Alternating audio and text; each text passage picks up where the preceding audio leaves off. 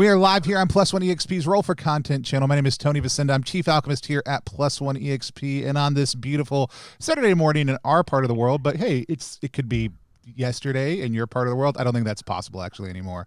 Or it could be later on today. We're going to be playing some Chew. We're a weird little brand that multi-classes in tabletop game design, beard and skincare alchemy, and the Bardic College of Content Creation. Our hope and desire is to help amazing designers find great players who love their games and help amazing players find great designers whose games they can love. We do that in a lot of different ways, but hands down, my favorite is to sit down with some of the design team members from that game and just play it, to get a chance to experience it, see what it's like, and share that experience with you.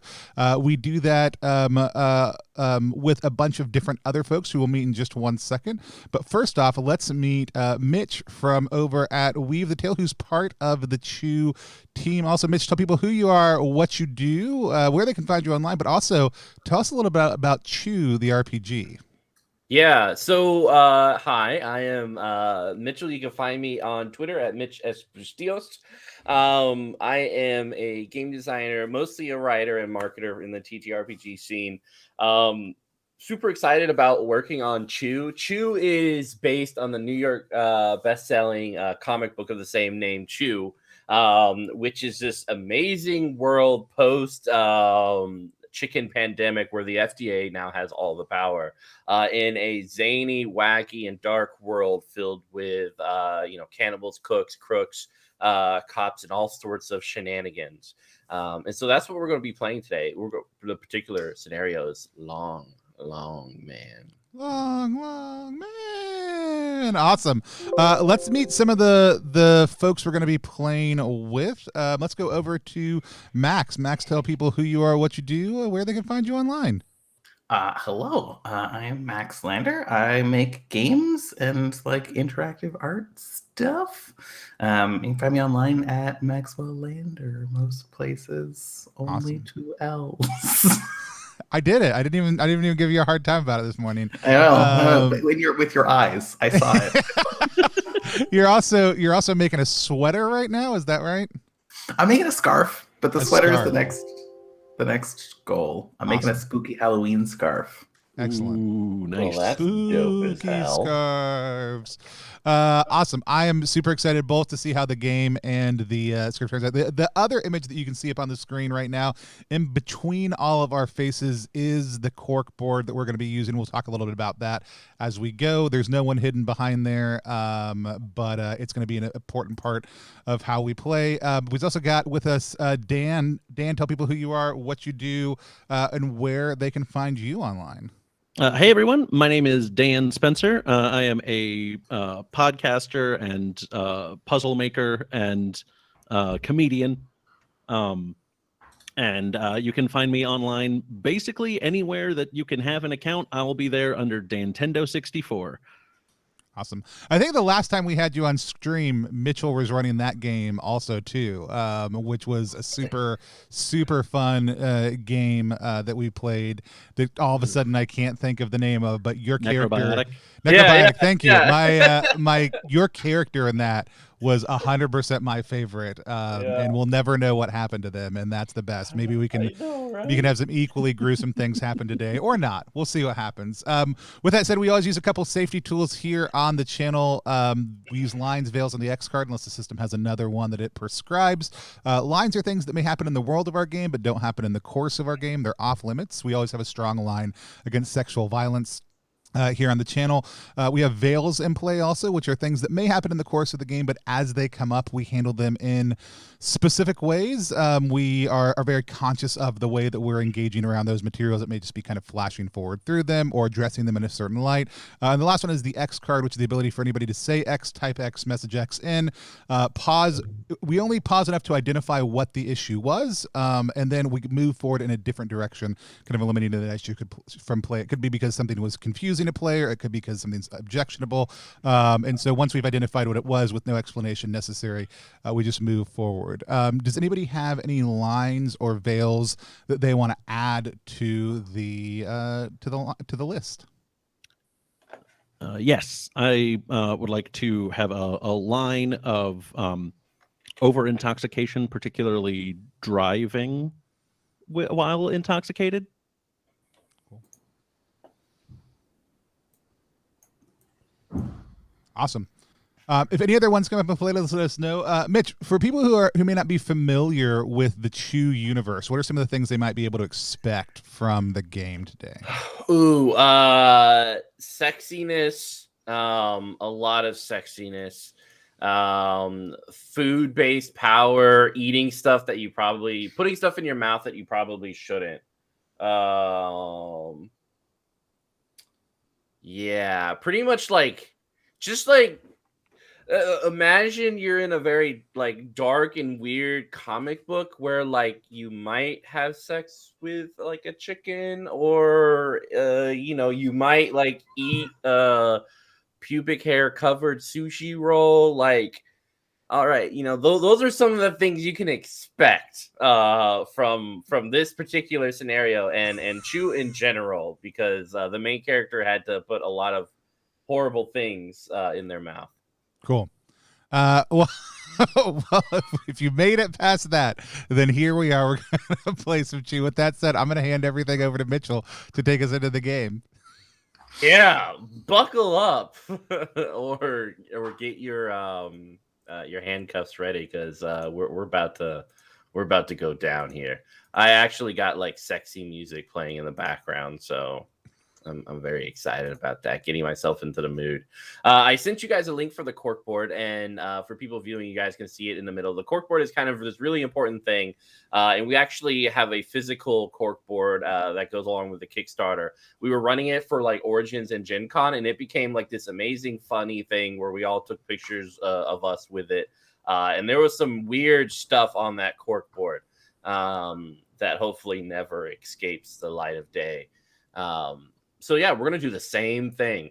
So on your corkboard, we have like player 1, player 2, player 3. Go ahead and put your character names on there. Just grab one. It doesn't really matter which. And yeah, definitely check out the Kickstarter because it is fantastico. Yeah, you guys have a little there, depending on what level people back at. There's a corkboard printout that can come as a table piece. It's very, very cool. Yeah. We got the prototypes in, and it's very fun. We're trying to make it like Charlie Day-esque, like Always Sunny in Philadelphia. There's like a coffee stain on it and everything. So it's perfect. We also have like chicken dice buckets and everything. So there's so much good stuff here. But yeah, I'm gonna hop into it. Is everyone ready? Yeah. Yeah. Yeah. Okay, so today was going to be a good day. You guys woke up early. One of y'all woke up early and did physical exercise, which just astounds me.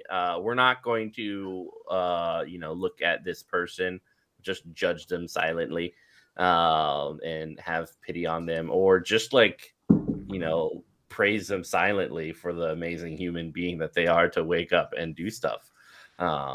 So yeah. But yeah, you guys woke up early. You guys, were able to get coffee from the Jumping Bean Cafe, smiled and told a joke to the barista that didn't get a sigh in response. So good day. The sun was shining. People were smiling. It felt as if today was going to be a beautiful day. That is until you stepped into the office and heard your name screamed over the intercom, along with the hints of that sappy song by James Blunt. The boss wants you, and you immediately notice the weather shifting to a more foreboding gloom. The door is already open, and Director Crease is sitting in her chair. Her armpit-stained white shirt is soaked with sadness and a little bit of coffee, also from Jumping Bean.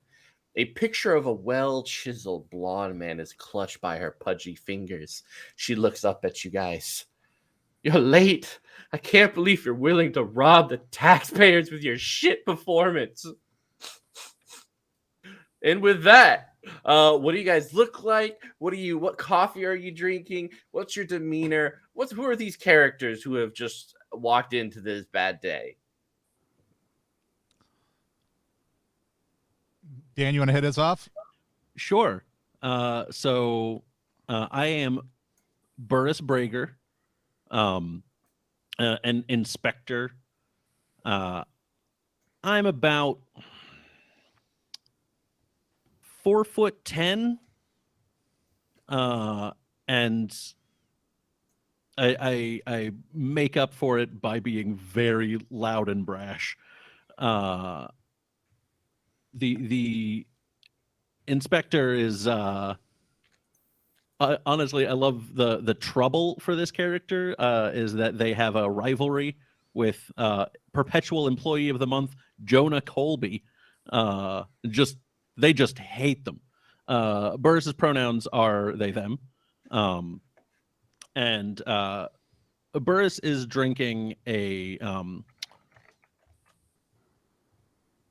French press, just black French press coffee, and carrying the actual carafe along with them, just so like everyone knows that they're drinking a French press, just to be like right erudite about it. Yeah. So, they've got like shoulder length brown hair, and are wearing nice vest and tie and a very flouncy skirt. Ooh, nice. All right, who's next? So I think behind Burris, we see Chidi, who kind of rides the line between you can't quite tell if they are Sri Lankan, Indian, or just a very dark-skinned Caucasian, kind of a caramel skin tone, close crop beard. Would be fairly fashionable if they were at all self-aware of what fashion looked like. Somebody who's just obviously like kind of fallen into that space. A little bit older, so we see some grain at the temples. I think also wearing a vest, almost at this point you might be assuming this is some kind of uniform, though that's in no way, shape, or form the case. It's just one of those times where like 3 times today everybody was like, oh, did we not get the vest memo, as Burris and Chidi have walked by. Burris is like I said, a little bit older, has a daughter. This is kind of a well-known fact in the department, who works for a major penicillin company, who he's really not proud of, like the work that his child is doing. It's majorly problematic. Like, he's proud of them in a general I love you and I'm proud of you way, but is very not proud of the work that they are doing at the penicillin company specifically. It's like, I love that you were a successful pharmacologist and all the work you've done. I really just wish you would go work somewhere else. Has a huge notepad sticking out of their pocket, which kind of denotes some of their past time spent in the press. And it has you can almost smell the paperwork as Chidi walks into the room. Like, Chidi just loves to fill out a report from any of the missions that he goes on. Oh God, he's a nerd. Okay, no, that's cool. That's cool. All right, how about our final one?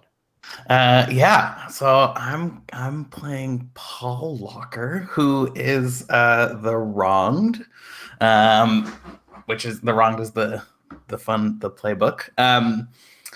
Paul is like, we're gonna go on the other end. Paul is like very large, probably shadowing Burris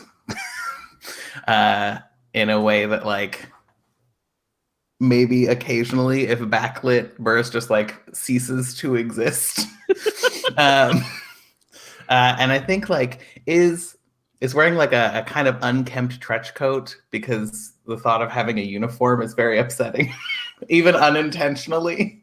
And then and is like, you can't really determine Paul's facial features because there's just so much hair and none of it is managed in any nice way. It's just like outwards.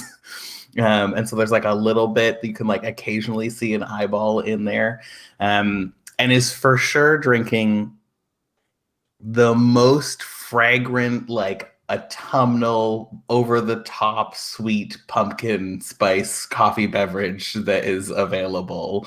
Like and not proudly in like this really dark, like black, like excessively edgy looking takeaway cup. But yeah, even just like the smell of it is a little too sickly sweet for everybody else in the room, especially if you're a black coffee drinker.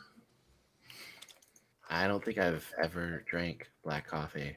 All of my coffees are very sugary. This cup. I love a my hand pumpkin is black spice. like I my am heart. that basic. I love pumpkin spice. It's pumpkin spice season. I am all about it. Yeah, let's do it. Pumpkin spice coffee is the only like coffee that I will drink that not black. I normally always black, but I like pumpkin spice lattes are just so good. There's something about it. I like pumpkin spice fine. I love coffee. I don't understand pumpkin spice and coffee together. Like it's not a thing I do. Like somebody's like, here's a hot pumpkin spice milk beverage, I'd be like, nom, nom, nom, nom, nom, nom, yum, yum, yum. If they were like, I put coffee in it, I'd be like, how dare you? Oh, so we just gotta lie to you. Just be like, it's just a milky beverage. Like, don't worry that it smells like coffee. And I'll spit it out. Yeah. So she's looking at you guys, sniffing and tears in her eyes, holding this picture of this well-chiseled blonde man who you guys recognize as Jonah Welby, perpetual employee of the month. She says, "We have an important case for you to resolve quickly. You have till the end of the day to complete it or you're fired." And she looks at you. "Why are you staring at me like that? The criminal in question is Derek Cho, alias Long Man. He's the head of the Thirst Traps, a gang of sexy proportions. The crew recently took one of our best, Jonah Welby."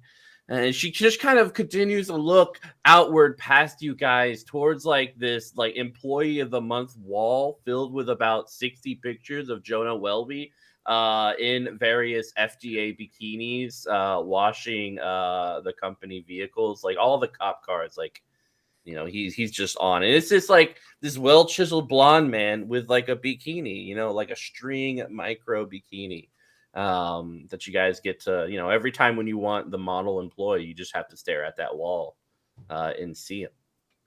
Jonah Welby. Is there like 1 month where Jonah was out sick and that's the 1 month that Burris is right in the middle of that? Yeah, and it's like it's this very boring picture, like very like DMV driver's license picture that was just thrown up there with like a wooden plaque, while the other ones are like gold and marble and everything like that, and well done. That tracks. Yeah, they're all scratch and sniff too, except for that one. So yeah. So yeah, as she looks longingly out there, she also says, "Derek and the Thirst Traps also destroyed important documents at some of our most beloved law firms here in Baltimore. It's a typical revenge story, so get your arses out there and take care of it. End of day, or you're," and she kind of points at you, "fired." There we go. Bam. And she throws a folder at you guys. Get the fuck out of get the fudge out of my office. You've got fudge in your office? Hmm. She just like presses a button and the door starts closing. All right. I'm going. Yeah, so you guys are on the other side. You guys hear like "Goodbye, my lover" through the glass as she's staring at her computer. But yeah, you have this folder with you, tossed at you recklessly. Oh yeah. What's in the folder? So looking in the folder, you see this employee ID of Derek, aka Long Man, recovered from his TLC employment records. Not sexy, but not sexy. A slight Asian man with thick framed glasses. He is guilty of just completely destroying the board of directors at TLC, murdering them all. So yeah, you see him right there. The other item in the folder is an address to a recent crime scene at a motel, the In and Out, where a perpetual employee of the month, Jonah Welby, was last seen. Looking over this kind of case file and everything like that, you can tell it was quickly thrown together and is spotted with tears. The crime really is just a missing person report with a hastily scrawled remnant of a broken heart on the top right. There's also a photograph of a discarded half-eaten sushi roll where Jonah was last seen. Do we know what TLC stands for? Yeah, let me grab that for you. Just kind of doing, I mean, other than like, don't. What do you think TLC stands for? Kentucky Fried Chicken. No, there's no chicken here. I know. Come on, waterfalls, no scrub. I'm disappointed. I'm disappointed. Yeah, TLC stands for Tiffany and Liam Consultants. Tiffany and Liam it is a law firm here in Baltimore, or was a law firm until Derek fucked them all, or the head of them. So no left eye in the mix is what you're saying. Yeah, no left eyes. It's just don't go chasing waterfalls. That TLC. Yeah. So go ahead. Well, I guess we should. Do we want to start at the crime scene? We might as well. Absolutely. On our way over, I want to get on the deep web and look around and see if I can figure out any like other kind of maybe subtle or hidden connections between the thirst traps and TLC. Let's see if we can. Nerd. I know, right? Oh my god. This is the first time anyone has looked at the internet concerning this case, so this is really cool. All right, so you know how to roll. We've played together before, Tony, but for people who are just hopping in and for our other two players, whenever you want to make a roll, you're building a pool of D6s with the base using your attributes. So you figure out which one of these works best, and then you kind of just go right on your character sheet for the approaches, see which one of those would apply, and then your quirk. Each approach and quirk that you can add to your task gives you an additional D6, and then your perks just kind of they break the rules and do different unique things. So yeah, you just kind of got to read through those. And yeah, you're just rolling that pool of D6s and you're looking for the highest one. 6, everything goes right. 4 to 5, I get to do some shenanigans, but everything usually goes right. 1 through 3, just shenanigans, all for me. Cool. So, yeah. I'm gonna build across, so just so people at home kind of know how it works. I've got 2 in training. This is absolutely core to my what I do, so I'm gonna use those. I think my approach is egghead at this point in time. Both that's what everybody's made fun of me for, but it's also true. And then does gear do anything? Which one? Does gear do anything, or is gear just narrative? Yeah, you can those also add a D6. Okay. So yeah, if you have anything that will Cool. help you on that. I have my sat link guaranteeing that I'm never offline. So snap. Yeah. No, this is perfect. And so this is a standard type test. We're using blades in the dark, forged in the dark. So yeah, every action we kind of ascribe a how risky it is, and then like what the effect is depending on what you're doing. So this is going to be pretty effective. I mean, it sounds like, have you been to the deep web before? Do they like know your name? Yeah, I think I spent a lot of time. Like I actually have helped like organize the deep web in the sense of it's mostly chaos, but I just started at one end of the web and I'm working my way to the other side, getting everything properly secretly indexed. What's your hacker alias? Do what? Clean Boy 42. I have a Clean Boy. Roll it. I have a 6, a 5, and a 4. All right, perfect. That 6 is perfect. Everything works out very well. Like you can you know, because I assume you guys are you're doing this while you're in the vehicle, kind of heading off to this place, right? Excellent. Yeah. I'm doing this on the move. Yeah, so either you have headphones on or you have it silenced. You know, whenever you put on incognito mode, you should probably silence your browser if you have speakers or something like that. Just because you don't know you're going to places that you don't want anyone to find out about, so you don't want those noises to escape. And you hear, like, as you're hopping around on the deep web, like, you know, you hear like as well as, like, you know, sexy moans, as well as all sorts of stuff. Like, you want to scratch and sniff this butt. Yeah, you're in the deep web.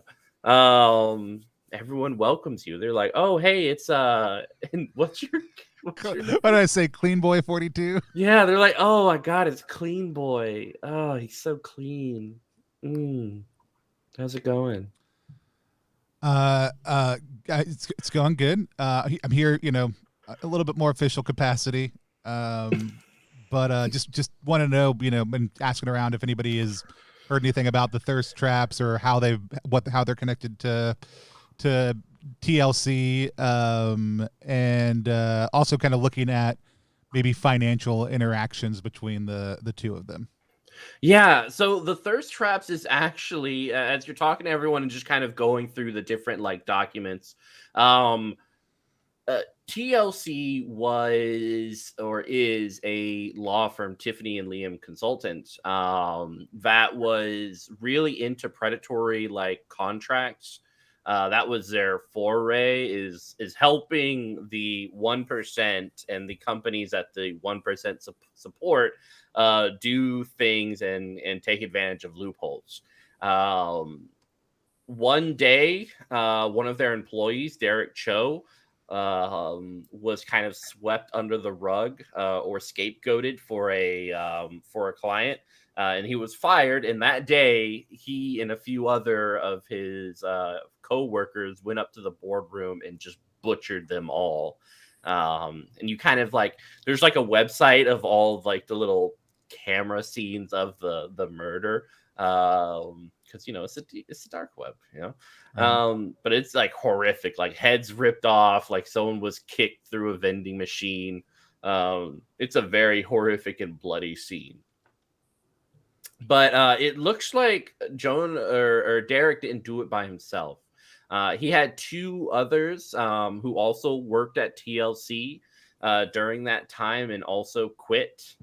Is Annabelle, who is this she's really intelligent, well-groomed, blonde-haired, short-haired woman, and then Zeno, who worked in the HR department. He's a dark-skinned man, with kind of a more business casual look about him. You can kind of see his stuff. And the thirst traps are a 301c nonprofit registered in Baltimore. So yeah. What do they? Can you find out what they do? What is their charity? Hey, you, hey nerd, use the computer thing. Are Annabelle and Leo the thirst traps also? Annabelle and Zeno. Zeno. You don't know. There isn't much information about the members of thirst traps. They've kind of been silent for about 3 years until just recently. So people are still kind of, like, trying to figure out what they're doing and posting stuff about their current goals. But they've been a nonprofit for, like, the last year, and their, like, application as well as, like, their description is, like, super vague in terms of charity. It just says, like, nonprofit helping people, you know, just over and over again. As someone who's filled out non-for-profit paperwork, you can be pretty vague about the work you do and still get approved.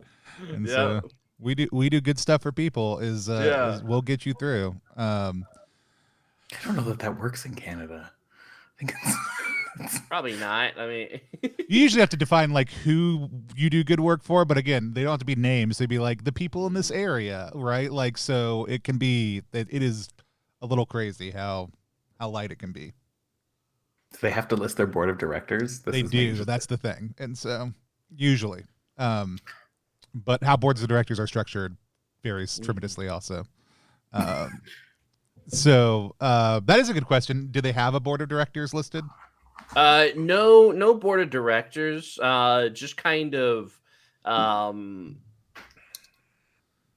it's kind of this like page of like currently pending, like a Wix, like, coming soon screen. They went with the advisory board approach as opposed to the governance board, which doesn't require you to report them. Welcome to filing your 501c3. Yeah, like, yay. The stream. We're here to educate you about all the pitfalls and things concerning these. It's great. It's great. Awesome. All right, so I got this clip of the murder video, and it looks just like, I mean, they come in, they eviscerate them, knives. Is there something else happening in the video? It's more so like bashing people upside the head with office supplies. Okay. Yeah. Cool. Resourceful. And when was this? This happened about 3 years ago. What was when Derek Cho did this, and he's kind of been MIA for that last couple of years. So him and the thirst traps have just kind of popped out this year. And Jonah was investigating them.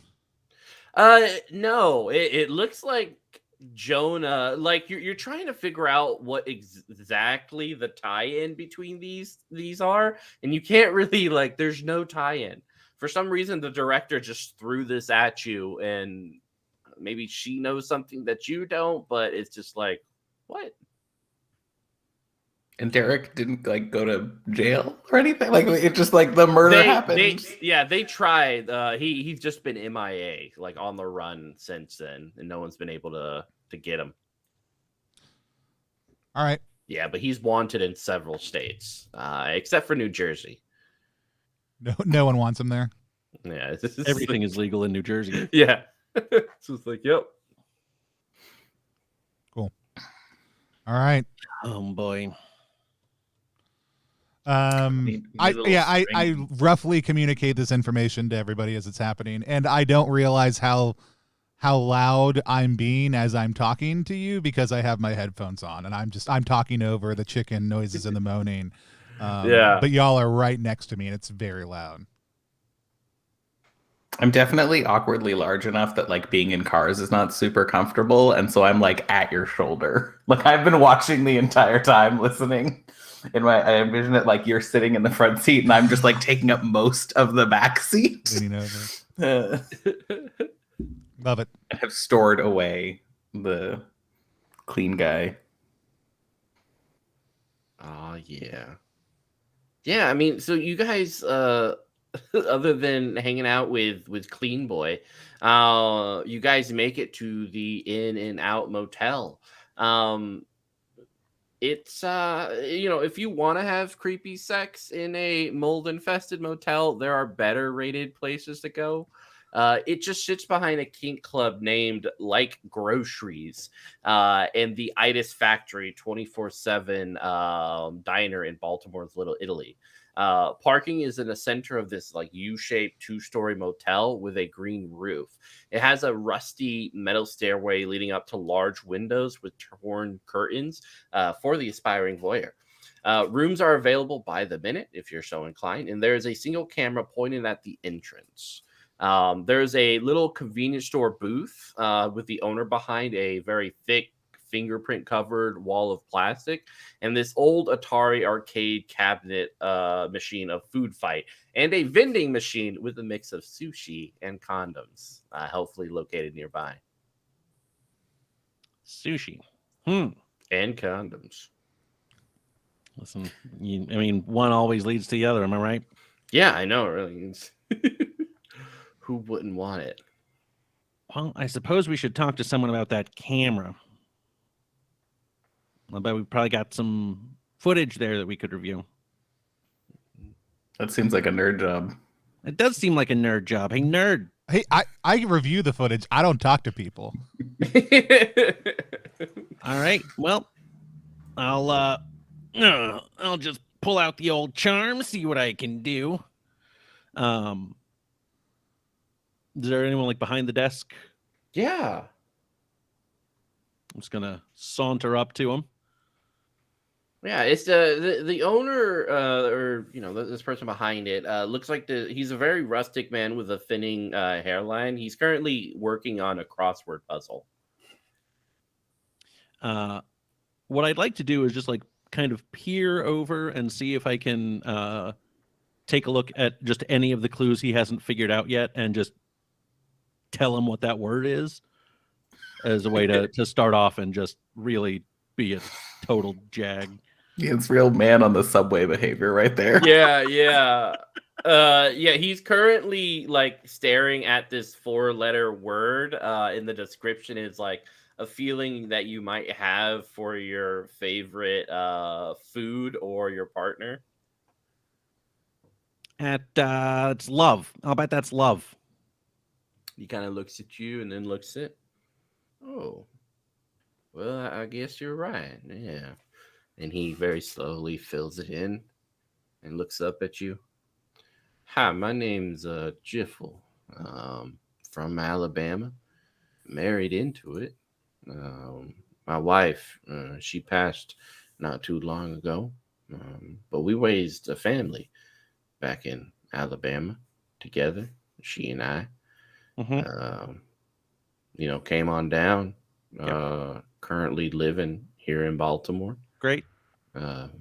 Enjoying the town. I, like I said before, I'm married into this little motel here. Is there anything I can do to help you? Oh, there's so much that you can do, and it would start off with putting a pause on your life story. I'm Inspector Brager with the FDA Special Crimes Division. We're investigating an incident, and I noticed you've got a security camera up there. We would love to review the footage from the past, chunk of time. So I'm, like I said before, I'm married into this business. My wife and I came over here from Alabama. Great. Raised children in Alabama, lived a full life. Can I press fast forward on this, by the way? Can you just skip to the... I get what you're... I'm fascinated. I'd love to hear more, maybe at a later time. Well, I guess my point is I don't really do role playing with the guests. Now, if you'd like, you pay by the minute. 5 minutes will get you a painter's bucket of chocolate. I think you're misunderstanding what I'm doing here. Well, I don't have to understand what you're doing. You and the 2 other fellas you have back there seem very excited. I don't, like I said before, I'm from Alabama, raised a family. I'm playing food fighters while this is happening. A question, like as far as we know, there's still like an active crime scene inside this motel. Yeah. Well, there was a missing persons report filed here, so it really depends on like how on it Baltimore police are. In looking around, there is no indication of a crime scene other than a room that you see on like the second floor. It's room 69, and it has like police tape over it, as well as like a wooden board over the windows. But it looks old, like super old. Is there a sparklingly clean FDA van somewhere in the parking lot that's not ours? No, there's no vehicles here. Or there's vehicles, but just right. Not none like of them stand out. Yeah. So would you like 5 minutes, or are we looking at? I'm not trying to rent, or rent's not the word, but I'm not trying to get a room. I'm legitimately with the FDA. We're investigating a situation, and we need to see your security footage, please. This is not a role play. I am not interested in doing anything weird. All right, go ahead and roll charm. Let's see if you can convince this person from Alabama. I don't know if you remember that. Comically enough, I do remember that. Yeah, I got a 3. Oh crap. Yeah, so he looks at you, and then I see the two people behind you, especially Clean Baby. It's Clean Boy 42. Yeah, Clean Boy. It's Clean Baby now. Yeah. Look at that Clean Baby. It says, all right, well, officer, if you want to see the security footage, well, that comes with our 25-minute package. We'll give you the Wi-Fi password, and that will lead you to, I think, what you people here on the East Coast call a Google Drive, and that will have the footage that you so like. Would you like the chocolate bucket as well? It is mixed with lube. So it's I definitely just like reach a huge hand around with whatever, like just like the office credit card of like, the chocolate sounds great. Also, they're kind of into abduction. If you had a room that like had a kind of like missing persons feel, like they feel really weird about it though. Like they're not, like it's not, I'm trying, you'd understand. But like, yeah. if you had a room, that'd be great. And I just kind of like shoulder you. And then bucket. I would like the bucket. All right. And he'll like take out his Square like phone, swipe it. It's $5 for the whole thing for 25 minutes. Great. Yes. And he goes to the fridge, and like in the fridge, there's all these painter buckets. And he pulls one with like two hands and just kind of like kicks it under the thick plastic, and you see like just chocolate sloshing around in it, and it's kind of, it looks like the lube and the chocolate have separated a little bit, so there's a nice like lube layer on top, this very clear visceral thing over the chocolate. But yeah, and he hands you the Wi-Fi password, and it's just Alabama. He just kind of hands it over to you. Thank you. I just hand it. I for sure that's going to Chitty. Yeah. All right. I have y'all in room 68. Y'all enjoy it now, okay? Almost a lucky number.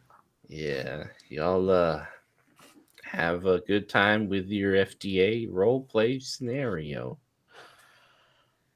Let's go, officer. And I just like put a hand like a little around the shoulder. Are there any?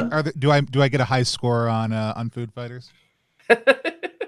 Yeah, like you actually, as you're playing it and everything, you see that like the top like 10 high scores are Zeno. And so you've beaten him. So now you're like Excellent. First place. That was really the information I was angling for. Yeah. What are the other top 10 names? So excellent. Yeah, you guys head over to the sexy room. The almost sexy room. The almost nice number. Oh, I don't even know that almost sexy is is appropriate at this point in time. Oh yeah.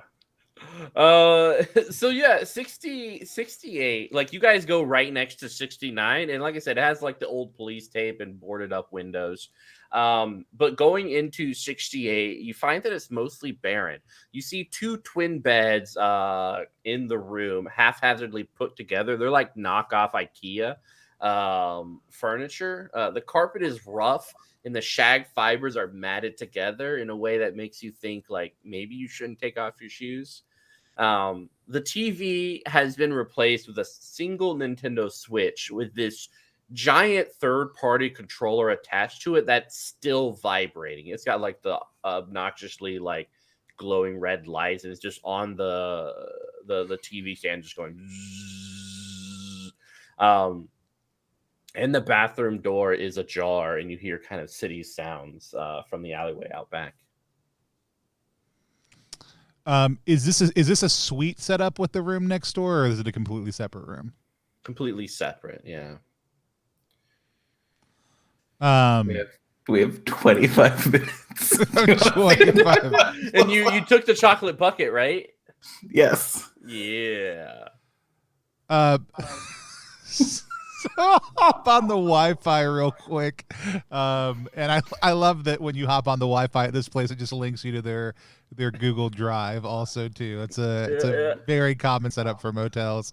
And start checking through the video footage. Everyone, yeah. What you've come to find out is there's one camera and it's pointed at the entrance, so it's not that helpful. But there's also video of every room.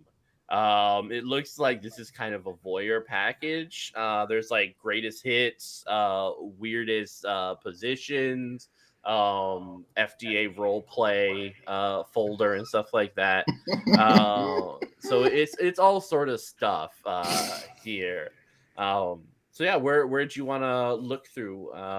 I guess I'm going to start with the FDA. Given our conversation with this guy, I think the FDA role play is a good place to start potentially. If we're looking for Jonah. The last one actually happened last night, and you're gonna have to roll to resist because what you see will astound you in the most visceral and was it orgastic way? Yeah, let's talk about that mechanic specifically because it actually is something that I do. What does rolling to resist mean just for people who are yeah, so rolling to resist works very much like you do with like an action roll or anything like that, but instead of like, you're doing something, you're just trying to resist something horrible happening to you. Cool. So yeah, in this case, like you pull up the window and you see perpetual employee of the month Jonah Welby on all fours.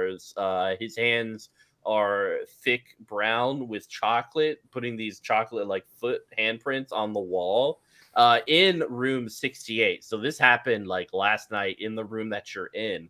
And director Kreese, I think the only way to say it is railing on his butt. And it's just like several hours of that, and like it's astounding where the chocolate handprints go, like on the ceiling, everywhere. It is just like it's sexy, wet, moist, hot, humid. It's the whole thing. That's awesome. I want to address some chat questions right now. Yeah.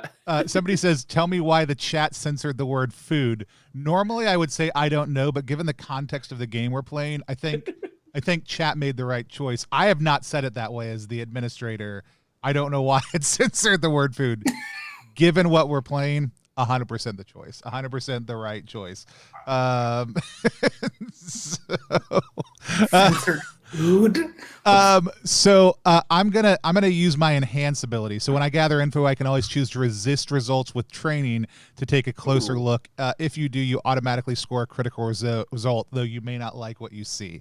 And so that is one of my expert abilities. Because being on the deep web a lot, this is 100% what I've been indexing. Like, yeah. You're like, I've seen this. I've seen a lot of railing on butts in my day. Yeah. And so with chocolate lube. So yeah, that's 100%. Yeah. Like, I mean, that's 60% of the work that I do online. Mm-hmm. Yeah. So like, it's loud and everything. It looks like, the owner might have like edited some of the footage because there's like very like awkward like low Adobe like pro like explosions and like ehaws thrown in every now and then. But eventually, like as the director is on the bed like butt naked, smoking several cigarettes and scratching their butt, Jonah gets up, takes a few dollars from his wallet and heads out in like his boxer briefs. He doesn't return, and then the director gets like freaked out, calls the police, and then like crawls out the back window. And that's just kind of how it goes. So do we see him go out the actual door? Yeah, he leaves the motel room. But then like you don't see him after that. Several vehicles leave, but the perspective of the like entrance camera is really hard to kind of see who's in the vehicles. Cool. I kind of want to see, since I have a timestamp, I want to see if I can like look through other similar timed things to basically like track. Does he like walk a certain direction and go downstairs, like shadows through the window style, right? I may not be able to make out tight details, but I can basically like track his movement until he encounters or completely goes off. What do I see as I'm doing that? Yeah, looking, doing your deep, and you're seeing some crazy I'm stuff. seeing bad stuff. Yeah, lots of stuff. Like in one bedroom, people are rolling d20s, and they have like this like minis. It's disgusting. Like a Nerds. A whole thing of minis on the bed, and there is no like sex happening at all. They're just playing what looks like a game of some sort. But you notice that through the window, Jonah is talking to a dark-skinned man with kind of short hair outside. Does he look familiar at all? Yeah, it's Zeno. Zeno, of course. Of course. Actually, we're gonna add Zeno to the. I'm gonna give him his own. We've got enough info on Zeno now to make them a full-blown dark blue. Zeno meets Xeon. Zeno meets with Jonah. And can I tell like from facial expressions, like is Jonah, this is like a familiar conversation? This is a confrontation. What kind of sense do I get from their body language? It looks like a sales pitch, and Jonah's digging it. Jonah's digging. He's into it. Okay. Yeah.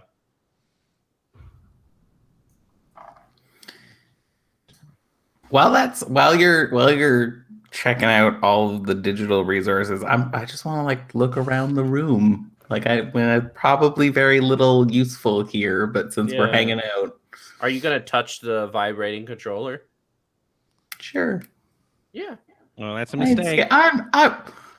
Paul is not scared. Max is scared. It's fine. Yeah, I mean, it's just a vibrating controller. It smells, and now your hand will smell for the remainder of the game. Like. Oh boy. Like crabby why fish. You have to ask. Crabby fish, I think is the best. It could be. Like, I mean, it could have been bubble gum, right? It could be crabby fish. No, maybe like tilapia. That's been out for a very long time and like I don't know, slapped by the Old Bay. Yeah, a little bit of Old Bay on there. Yeah, exactly. If you can imagine someone spanking old tilapia fish with Old Bay, that's what your hand smells like. Yeah. But why don't you go ahead and give investigation, like a search and stuff, see what you can find. Are you getting on all fours on this like matted carpet? Gotta look under the bed. Yeah, sure. Yeah, why not? Yeah. Is this training? Is that what we're doing? Yeah, I think that works. And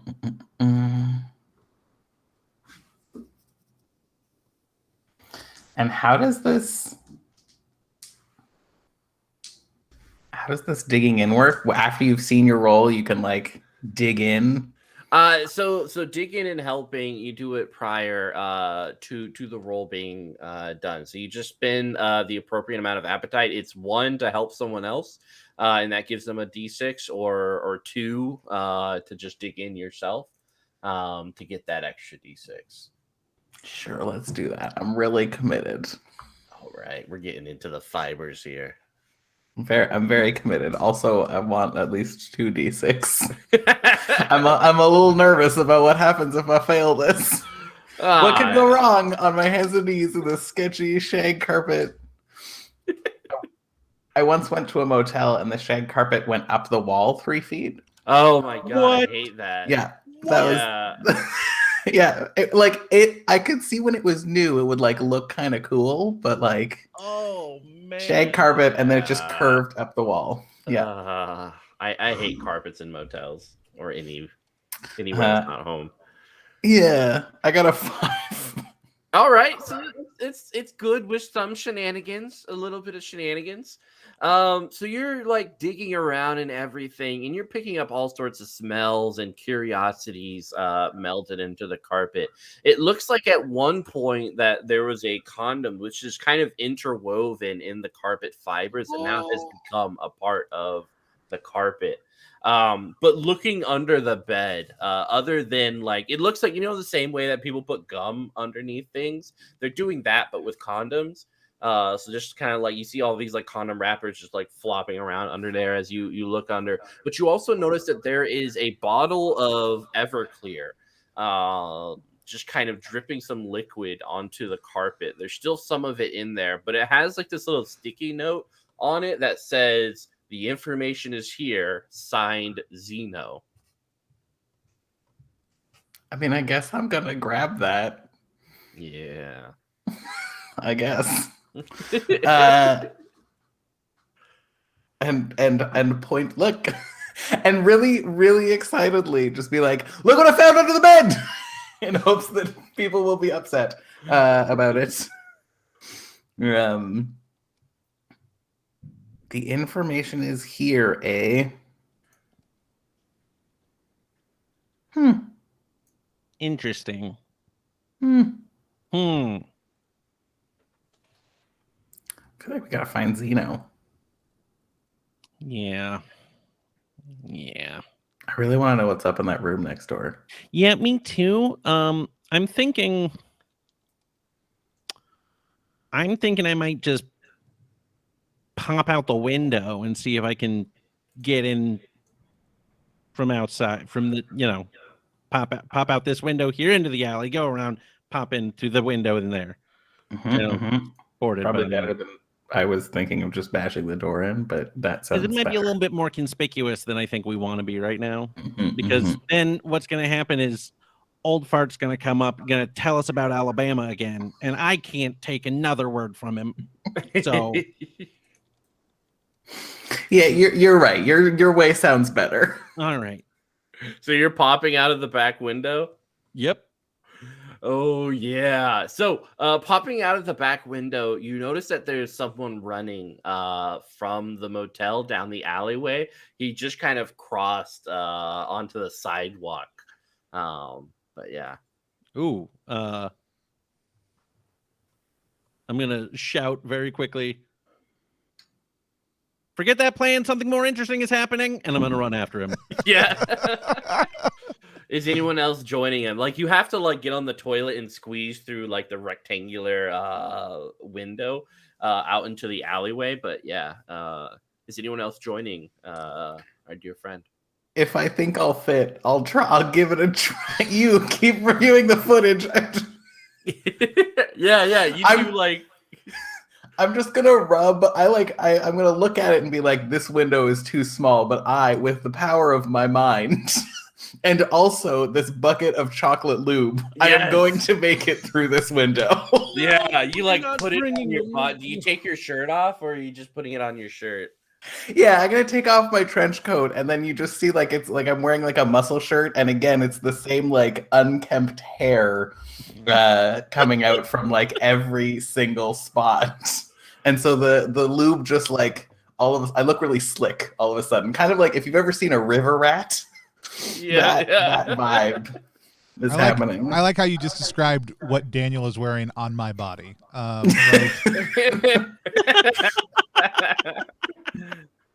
You're very good about your hair care. It's just Tony if Tony never discovered hair care products.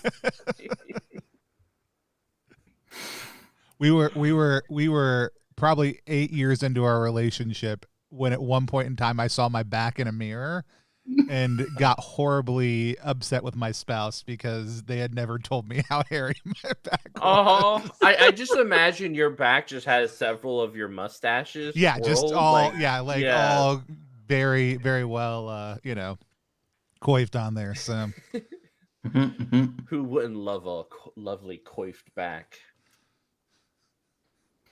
You can put little beard beads in it. Mm-hmm. Absolutely. I gotta know how this lube Yeah, and just like giving birth, you just flop out of the rectangular window out into the dry air of Baltimore. It's the head down shot. You're in that exact fetal position like, on the ground. Yeah. It's not that scene from Jurassic Park, but a building. Or what is it, Ace Ventura, like when he comes out of the rhino, like just like, or Danny DeVito coming out of the couch. Yep. Whichever image you prefer, or you want to YouTube it, like definitely check out those scenes. All right, cool. So you guys are giving chase. So we're going through one of my favorite parts of this scenario. So everyone roll a d6 and just call out the number once you have it. I got a 2. All right, Faux King, Wienermobile. One more d6. Who didn't roll? I got a 3. You got a 3? But I will also go ahead and say I am like slowly walking out the front door down to our vehicle. Yeah, no, this is just to create the encounters for these amazing individuals. So we have Faux King, Wienermobile, and you're fucked as the outcome. Okay, cool. That sounds fun. That sounds good. I mean, the Wienermobile doesn't sound bad. Yeah. Of the options. So, like, you're turning the corner and you notice that there's this Wienermobile down the street. And you see Zeno, you recognize him. He's the one who's running from you down the street via the Baltimore lights. It's like it's a typical Baltimore street, trash everywhere, people selling their goods, loud noises. And so you're looking, and this Wienermobile starts revving up, and it's actually a faux Wienermobile, so it looks like someone took like an old Wienermobile and just kind of turned it into like a street like faux vendor mobile, but the wiener's very much still there. And it is like, it looks like whoever's behind it is revving up their vehicle and just starts gunning for you, starting to pick up speed as it looks like they just want to run you into the wall. Nice. Yeah. Love to get rammed by a Wienermobile. A faux Wienermobile. I mean, that sounds great. Right? Like, would buy that faux if that was rolling down the street. Yeah, like the name of the vehicle is the Faux King Mobile. Yeah, into it. All right, roll to resist unless you don't mind getting hit by a wiener.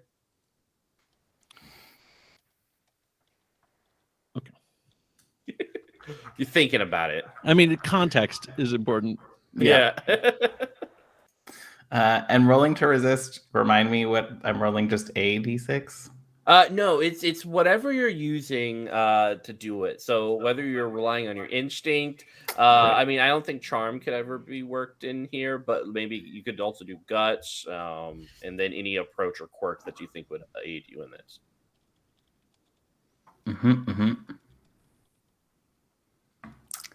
I'm gonna go with guts. I think my goal here is to actually like jump into the air and hope that my like aerodynamic lubed up self helps me at least like slide off the Wienermobile if it's gonna connect with me.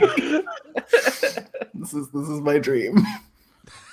My dream. Just the rest of this, I'm gonna be like, how can I use the fact that I'm completely covered in lube to my advantage? That's like your superpower from here on. Oh, I rolled horribly, so I rolled a 3. Oh no. Okay. How about you? I got a 6. Ooh, Great. all right. Well, why don't you describe how you dodged this Faux King wiener?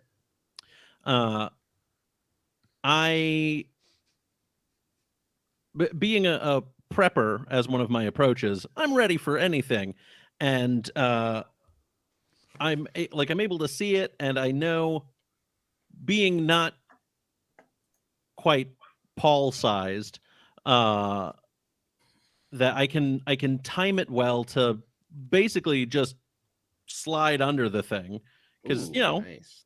Wienermobile's raised up enough that Yeah. a little person like myself can just whoop right under it. So it looks real badass, but also probably got some scrapes on my elbows. Yeah, it's like this super cool moment, and you see your companion like jump in the air, defying gravity with this chocolate lube. Gravity doesn't know what to do. The air is like convulsing around him, like what the hell's touching us? And so what you're gonna do, Max, is you're gonna take one of those conditions. They act as like your health points in this. If you're full on up, you're usually knocked out or dead. But yeah, which one of those do you think you'd feel? And basically what I think happened, and it's horrific. You jump up into the air. The wienermobile crashes below you, and you just, if you've never done a split before, this is going to hurt extra more because you are forced to do a split as your like butt slams back down on the engine. The window has broken, and you notice these very tiny sushi rolls with eyes, lips, and little hands. They are taking this opportunity to just kind of like, they're on top of you, and they're like trying to get into your mouth. Yeah. It's great. I hate it. I think I'm going to take impulsive. Yeah. Perfect. I feel like that was the thing I did. So yeah, and just below it, if you want to clear it, you just do that, and then it clears. So it's you pretty much like doing something worse to clear your condition. Which is super fun. So yeah, they're trying to get into your mouth. They're like grabbing your lips. You hear their tiny little voices go, "Hey, open your mouth. Let us in. We want to go in your mouth." I feel like usually I would respond to that well, but in the current circumstances, it seems like a bad idea. Yeah. Yeah, you notice that like there's like, instead of other goodness in sushi, it looks like it's just wasabi in their center. I'm trying to say the sushi is speaking to me without opening my mouth. You just hear like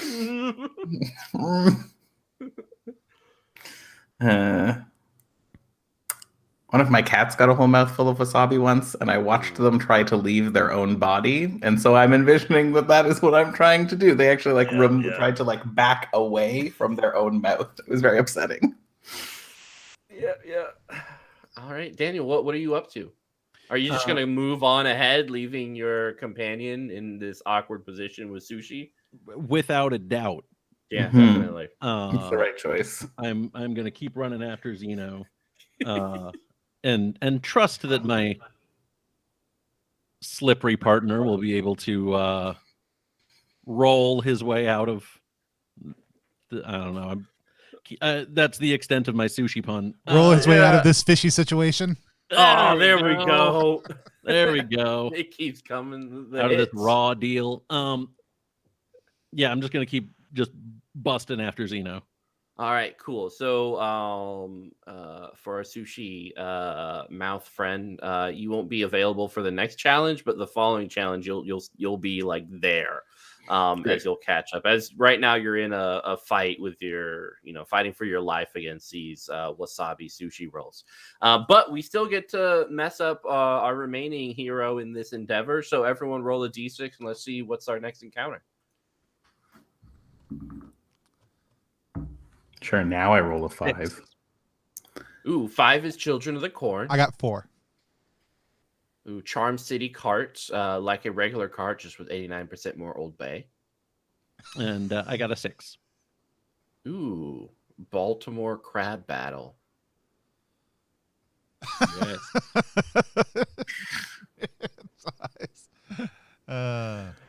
Yeah, so you're running, you're leaving behind your companion to fight these sushi rolls, turning a corner.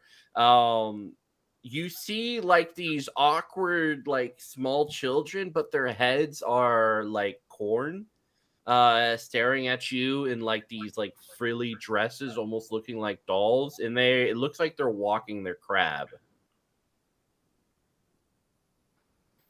I'm so happy about my wiener sushi situation right now. They're looking at you like, you can't go further. I can. I have to. I'm going to. So if you'll just get out of my way, I'm in pursuit right now. You're obstructing justice. Just let me. Can I please? If you'd let me get past, that would be great. What do you offer us? Not shoving you out of the way. And they look at each other. Shall we release the crab? I think we must. Well, now hold on. There's no need to do that. What I'd like to do is maybe if we could come to some arrangement where you are cool people who do the good thing, and then I'll give you a commendation, an official FDA commendation. What I'd like to do is, if possible, I'd like to fast talk this. Yes. Which, when you dig in addition to any other effects, choose one. You talk circles around someone and they become confused or compliant, or they let something slip. Excellent. All right, give me that charm roll, whatever else quirk or approach that helps you with this endeavor. The crab in front of you on this leash has pulled out like a pocket knife and is currently like sharpening it. That is a 5. Ooh, nice. All right, so they look at you. They look at each other. We want our records expunged, cleared out. Okay, I can do that. I'm gonna need, I guess, names. You know what? I'm sure it's easy to look up cornhead kids in the system. You'll be fine. I'll do that. Yep. Mm-hmm. Excellent. You may now proceed. But we're watching you. Okay. Well, always. If you ever need to vent, I'm all ears. And then and as you're running, like they say like see you, and then they like just say like your home address. Great. So I'm gonna move the danger clock up a little bit. Yeah, for people who may not be familiar, you popped that on there. It's always one of the best things to see when you're playing an FITD game. What is for people who are not familiar with the danger clock? Tell us a little bit about that mechanic. Yeah, so the danger clock is this really fun mechanic where things are happening outside of what is currently happening in the scenes. And sometimes there's more. Sometimes they're defined like someone figuring out. A criminal might be figuring out what you're doing. For this scenario, I have a very kind of mysterious danger clock that something is coming, something horrific and bad. And pretty much with every amount of time passed or with a failure or a mixed success, I'll just kind of tick up that danger clock as things start to escalate and tension starts to build. Cool. So, yeah. Narratively, I think I established I was going down to get in the FDA van. Like, I love the idea that if it's all right, like if this is the point, like he's talked his way through, and I'll like put up in the van right behind him. Yeah. So are you have the FDA van and you're following up with the other two on the other side? Yeah, I drove out into the main street and like cut over the way. Oh, that they perfect. Were going. Yeah. So you come in time, I believe, to rescue your dear friend from the sushi wasabis. It's really they're just sushi, so you just like toss them. They don't really have any upper body strength. But so all three of you will be in this next challenge as you pass by the children of the corn with the knife. I love the giant, like, hulking ex-criminal is being held down by, like, 5 sushi with no upper. And I just walk up and I'm like, Dad! Yeah, and they're like, no! We have one wish, one meaning for our existence, which is to be in their mouth. As they fly through the air. This is so disturbing. I'm so tempted to eat one. Very tempted. Impulsive. Yeah, do it. If you want, you can clear impulsive if you want to invite that danger. Yeah, I feel like this is a terrible idea. I feel like you free me from them and I like slide off the side of the wienermobile and there's just like one. And now that I'm free, I'm feeling very bold. And so I turn around and I'm just like, I wonder, and just grab one and eat it and walk towards the FDA van. Yeah. and it's this horrific scene as it's like, woo, and then the first bite, it's like, oh my God, existence is pain. This is horrible. I didn't realize. Oh, my bleeding everywhere. I'm seeing God. Oh man, I have children. Don't do it, dear God. It's just like wasabi's coming from its mouth and just begging for its life. As we kind of recreate an Attack on Titan scene. And for some reason, you ate the back half first, so we have to listen to it like, sentenced through 2 bites. It's like, no. Oh man. So for this, I'm gonna create for you a danger clock. Where's my mouse? There we go. A new danger clock.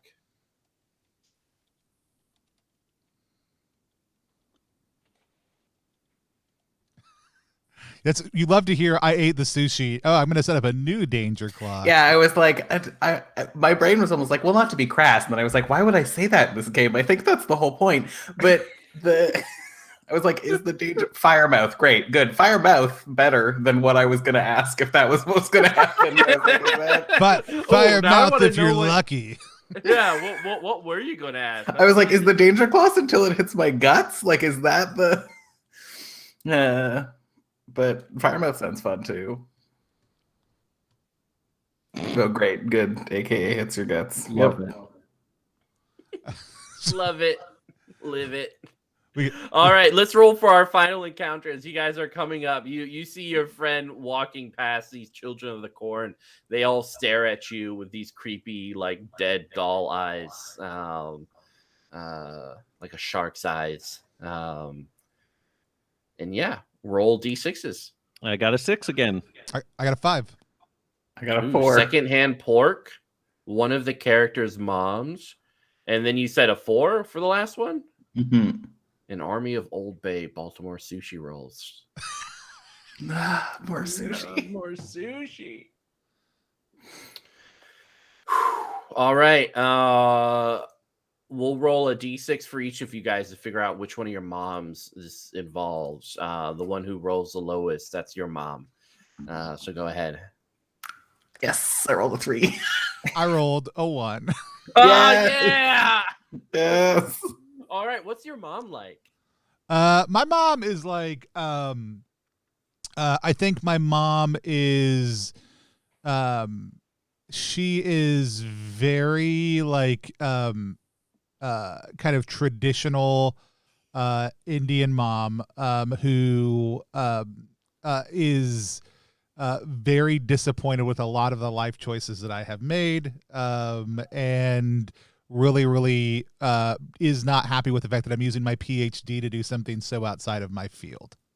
Yeah. Like wasn't happy when I got my PhD in investigative digestion, but like is really upset that I've gone to do government work on top of that. Oh yeah. So you see your mom. She's currently working the streets of Baltimore in like this nice like cart, kind of like a side entrepreneurial project, definitely to help pay down your student loans and such, for all the stupid stuff you've done. It looks like she's selling secondhand pork. So it's just like this almost like little ice cream cart where you just kind of grab this secondhand pork and can, purchase it for restaurants and stuff. It's delicious. We like to think of it as sustainable pork, like local, artisanally sourced, heirloom pork, some people call it. Yeah. And she notices you three and she kind of steps out in front of the vehicle, and waves at her son like, hello, son. Hi, mommy. We've got. Hey, come on out. I want to talk to you and your friends. What if you get in? I can't, not with the cart. Secondhand pork. The prices are rising ever since, I don't know, something happened, but yeah. Okay. Let's be real quick, y'all. What do you want? How are you doing? Oh, I meant I was talking to them. What do y'all want from the cart? Oh, yeah.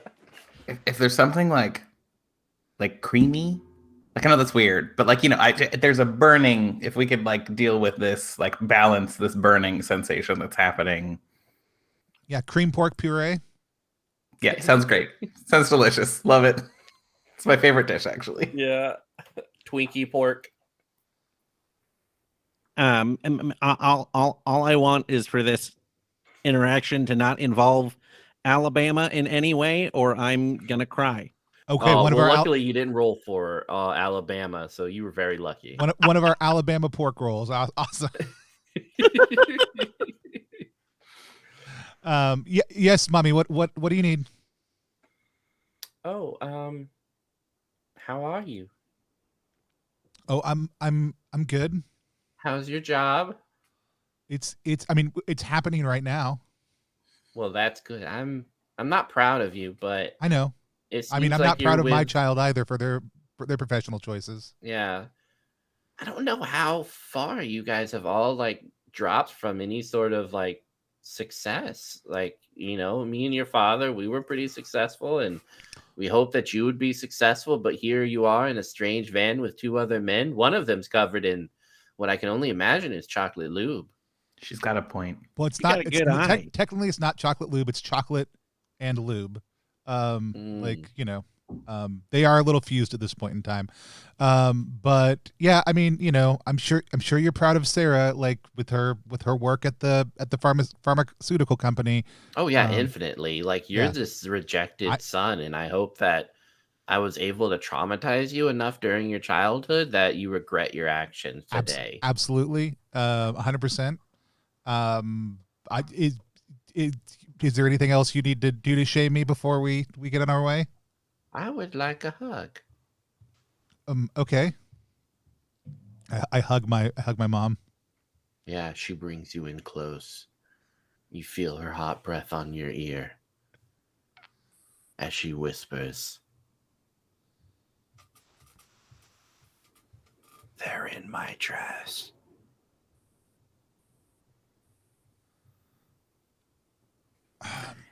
Your mom's weird. Okay. You gotta help me. All right. This is your fault. Okay. Okay. Y'all, actually, you know what? Before I go, in order to make up for my horrible failure for my mom, what I should probably do is make the meal that she taught me how to make as a kid. The only thing she's ever been proud of that I did was learning this family recipe. Let me make that with some of the secondhand pork right here, real quick. I'll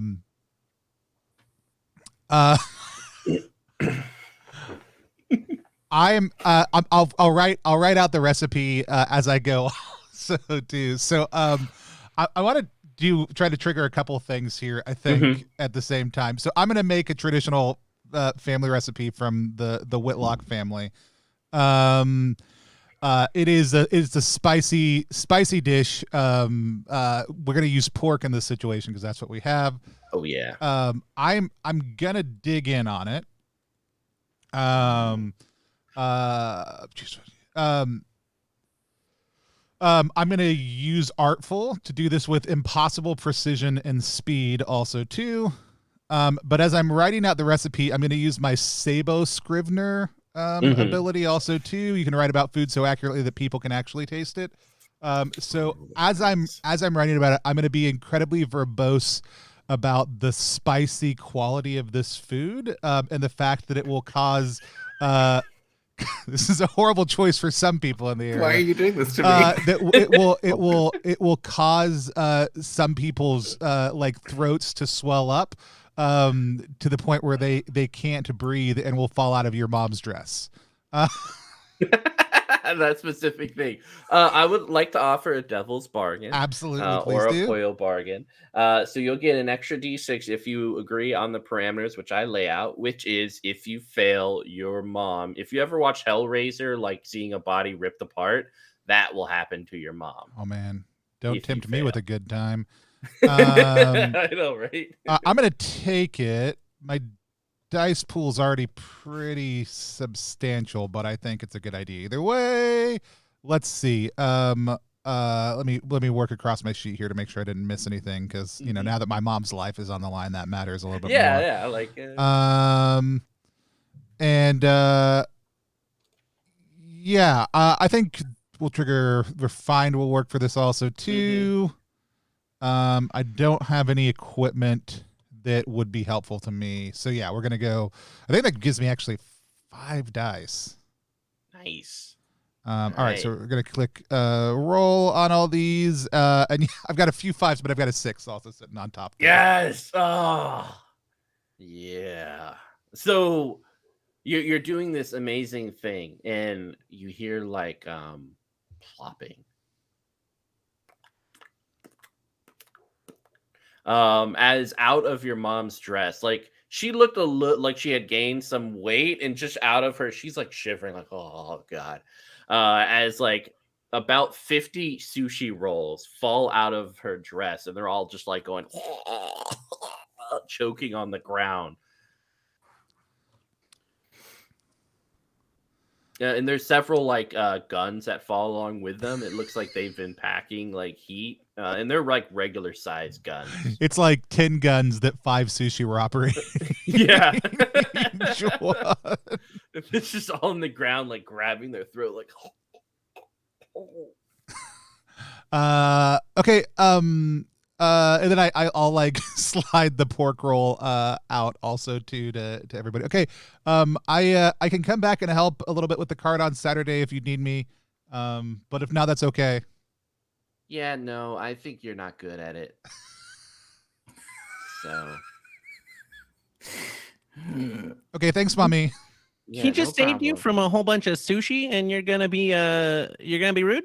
I wouldn't be in the situation if it wasn't for him. That's putting a lot of responsibility on one person when you made a lot of choices yourself. Oh my god, who is this son? 'Cause I'm about to. You know what? Let me get him out of here for you. Yeah, she's like taking off her shoe. It's like a sharp stiletto. Like just like. I'm about to fuck him up. I'll grab the plated spicy family recipe. I go and be like, oh, everybody has to take a bite before we leave also, otherwise Mommy will be offended. Oh, you're so rude. I'm not worried about offending her, so I'm good. And I hold it out. I will take a bite of the spicy pork situation. Oh yeah, you know what? Everything's fine. I'm just gonna do this real quick. Yeah. I feel like I'm starting to look like a real horror now. Like I just ate like creamy pork, and that like the can't like it just shoved into the like hole that is in the middle of fur in my face, and now there's like some. I'm assuming the spicy pork also has some kind of like sauce.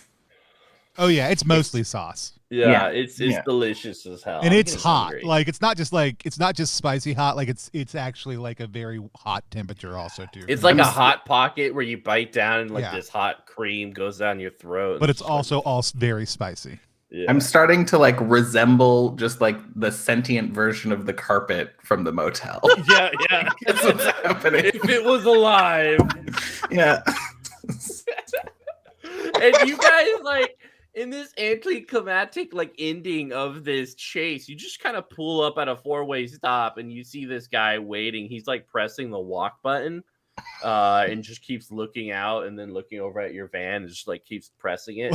We pull up next to him. Yeah, he's like clicking it more. I'm gonna emerge from the van and attempt to grab him, I guess. Yeah, he doesn't put up a fight. You just kind of like grab him, and are you bringing him back into the van? Yeah. Yeah, so like abduction time. There's like this police vehicle down the street looking out, and just like you see it just like go. It just like turns on and it just leaves. It doesn't want to be a part of this, whatever it is. As this, chocolate lube man with like spicy sauce grabs this person off the street into an FTA van. Yeah, you guys have Zeno. He's wearing like this like collared shirt with like thirst traps written on the side and like HR department. And he's just like looking around like, this is nice. Where's Jonah? What did you do with Jonah? Oh, Jonah. Yeah. Well, I did some recruiting. He was super enthusiastic to be a part of the Thirst Traps non-prof. So yeah, we played some hacky sack, and then I brought him over to Derek, and yeah, he's a thirst trapper now. What? Makes that tracks. An idiot. If we were interested in joining the Thirst Traps, where would we go? Oh, well, you can go back to my van at the motel. We'll get in it. I'll bring you to Derek. I mean, we're already in a van. Right. Yeah, but I have to drive. I mean, I could drive this. Yeah, sure. Let's switch out. Okay. Well, hold on. I'm not sure if I trust that. We're just going to be like, oh, yes, great. Person we just abducted and apprehended. Drive us somewhere. Yeah, I think that's fine. It happens more times than you expect. Look at this face. It seems like a trustworthy face. Do we want to go to that place? I mean, you can give us directions, turn by turn directions, like Siri, but cooler.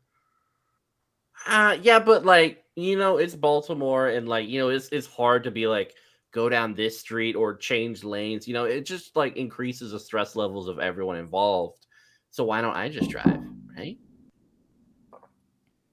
I mean, if everyone else is on board with this, then I'll go with it. But I reserve the right to say I told you so when he leads us down an alleyway. Absolutely. So Baltimore, we'll be going down alleyways. We squeeze around like literally Max's character. We have to, because I think you were taking up most of the middle of the van, so we're like literally using the lube to move around. Yeah, like it's just like it sounds like someone's licking a window as you go by Max, and Max's character just like, yeah, you're definitely like now also semi-lubed. Yeah, mildly, just a whisper of lube. Yeah, a light lubing. Yeah. And he'll go in and he'll pull out Spice Girls and put it into the CD player. Whoa. We didn't say that you got to mess with the radio. No, but when he pulls out, so it's okay. Let's be honest. I'm not objecting to the choice. I'm just saying, like, next time, that's a different conversation. Okay, yeah, that's my bad. I should have mentioned huge Spice guy, so I like spices. Yeah. When he ejects, the CD that comes out is the same Spice Girls CD that he's about to put in. Oh yeah. And yeah, he'll drive around. And do you guys have any questions for him as he does? Is he just like, can you tell us more about the happenings of like what is the thirst? How do you help people? I was gonna ask about the food fighting video game. Because as I wanted to subtly drop that I had topped out his scores, but I mean, yeah, he like looks at you bitch. But yeah, we can talk about important stuff also. Yeah. So what we do is some people label us terrorists, or criminals, murderers of vagrants and such, but really we're just going after predatory law firms, like they make everyone have a bad day, so we give people good days by destroying the documents. What about destroying the people running the company? I mean, like the documents I get, like I'm all I mean, yeah. I mean, we try to, but oftentimes it's hard to get both. So our primary concern are the documents. So no, I was saying one of those things is a problem. Because if you think about it, you're also giving, like, the families of the people that you sometimes murder, you're giving them bad days and like a lot of bad days. So like, there's some moral, I would say, gray area, but yeah, I mean, I'm just HR, I'm in charge of recruiting and making sure everyone's in a safe place within the company. So if we're talking about vision and direction of the company, that would be Derek or Annabelle.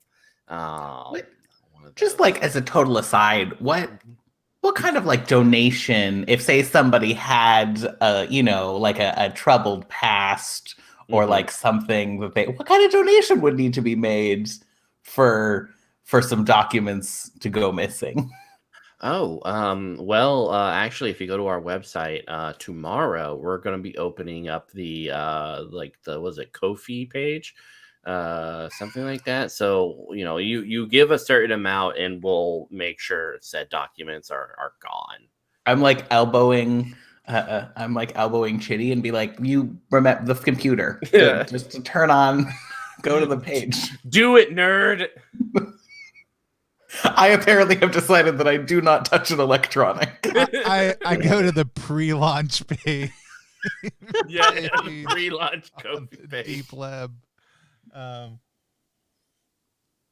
I appreciate y'all use Ko-fi because it's a lot better for creators, especially given a lot of the issues with other support sites, executives, and how horrible they are. Yeah, we played around with a couple different websites, and it just in the end fit our model and our image. Yeah. I mean, for a small fee, you can make sure that 100% of the profits are going exactly where they're supposed to.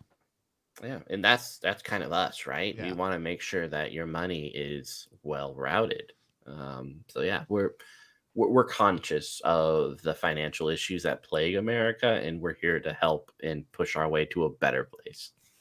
I do know that some of the other platforms are very moralistic about what kind of content and endeavors you can put on them, so it makes sense. Yeah. Yeah, Ko-fi's great for all creators.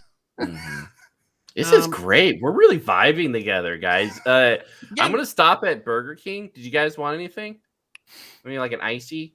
A milkshake, please. They don't have milkshakes. It's Burger King. How do they not have milkshakes? I'll like one of their peanut butter chocolate pie things. Okay, got it. Yeah. How about? Can I get the chog fingers? Oh yeah, definitely chog fingers. Yeah, let's do this. All right, cool. And he just like pulls up to a Burger King and gets some food. Surprisingly, they do have milkshakes, or at least a particular milkshake that you want.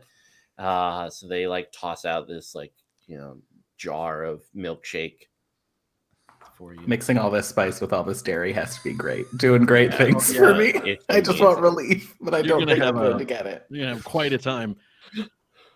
While we're all just kind of vibing and having a good time, what sort of maybe questionable activity can you tell us has Jonah done? He hasn't really done anything. He joined, so he got the uniform. And so far he's just been like a hype type person. Okay. Can you get him to do some illegal stuff? I mean, I'm HR. Doing things isn't really our thing. It's more supporting people within the environment of a corporation. Next, you're gonna say is you're just like a family. We are just like a family. That's what I thought. All right. Well, boy, I can't wait to see Jonah and punch him in the face. All right. So why don't you guys give me a D6 and we'll figure out where he's headed to. I feel like this is always the part of investigative games that I'm horrible at. Is like, wait, no, but I actually really like these bad guys and the bad guy things. I know, right? A 5. Ooh, a 5. All right, you're going to. So he pulls up to Bilgert's Utility and Threat Testimonials, aka Butt. Yes. So yeah, it's like it's this cheap like area. It looks like they're in the middle of constructing like a skyscraper. There's all these trailers surrounding it over dirt, pretty much just dirt piles and stuff like that.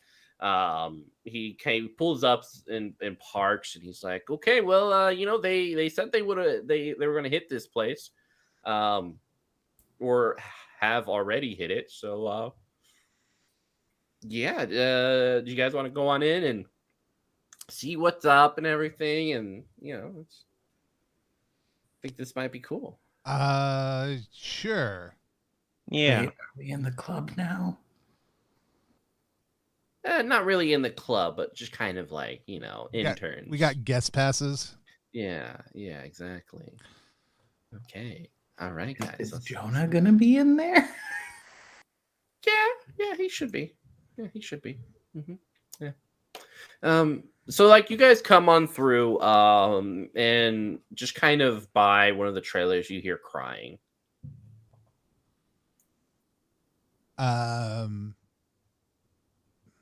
I don't care. I was just looking at my character. I was just looking at my character and just thinking, do they care? No, they don't. It's Shit. like, no, they're just like. I mean, I feel like all of our characters are totally non-empathetic. It's just like, fuck it. Yeah, I just don't. I guess, yeah, like if it's distracting, Cheaty's like, you okay? Like not close, not friendly, just like yeah, just bang on the wall of the trailer and be like, can you keep it down? We're trying to do criminal activities out here. Yeah, like in popping their head out, like out from the side of the trailer is like this kingpin looking huge man, 7 feet tall, weighing over 400 pounds, and wearing a butt like emblem on his lapel, wearing a lovely suit and a hat. He has tears going down his eyes, and he has very like chapped lips. As he approaches you guys with like these puppy eyes, and gives you guys like this like huge hug. Oh, yep. All right, this is happening. While we're in that hug, I take some of I just get like a pool of lube that's coalesced into like the shoulder, like into the shoulder area of Paul's like neck. And I like just rub it on his lips. The guy's chapped lips. And I just go, shush. He's like, It's amazing that you found them, really. Yeah. I'm just impressed.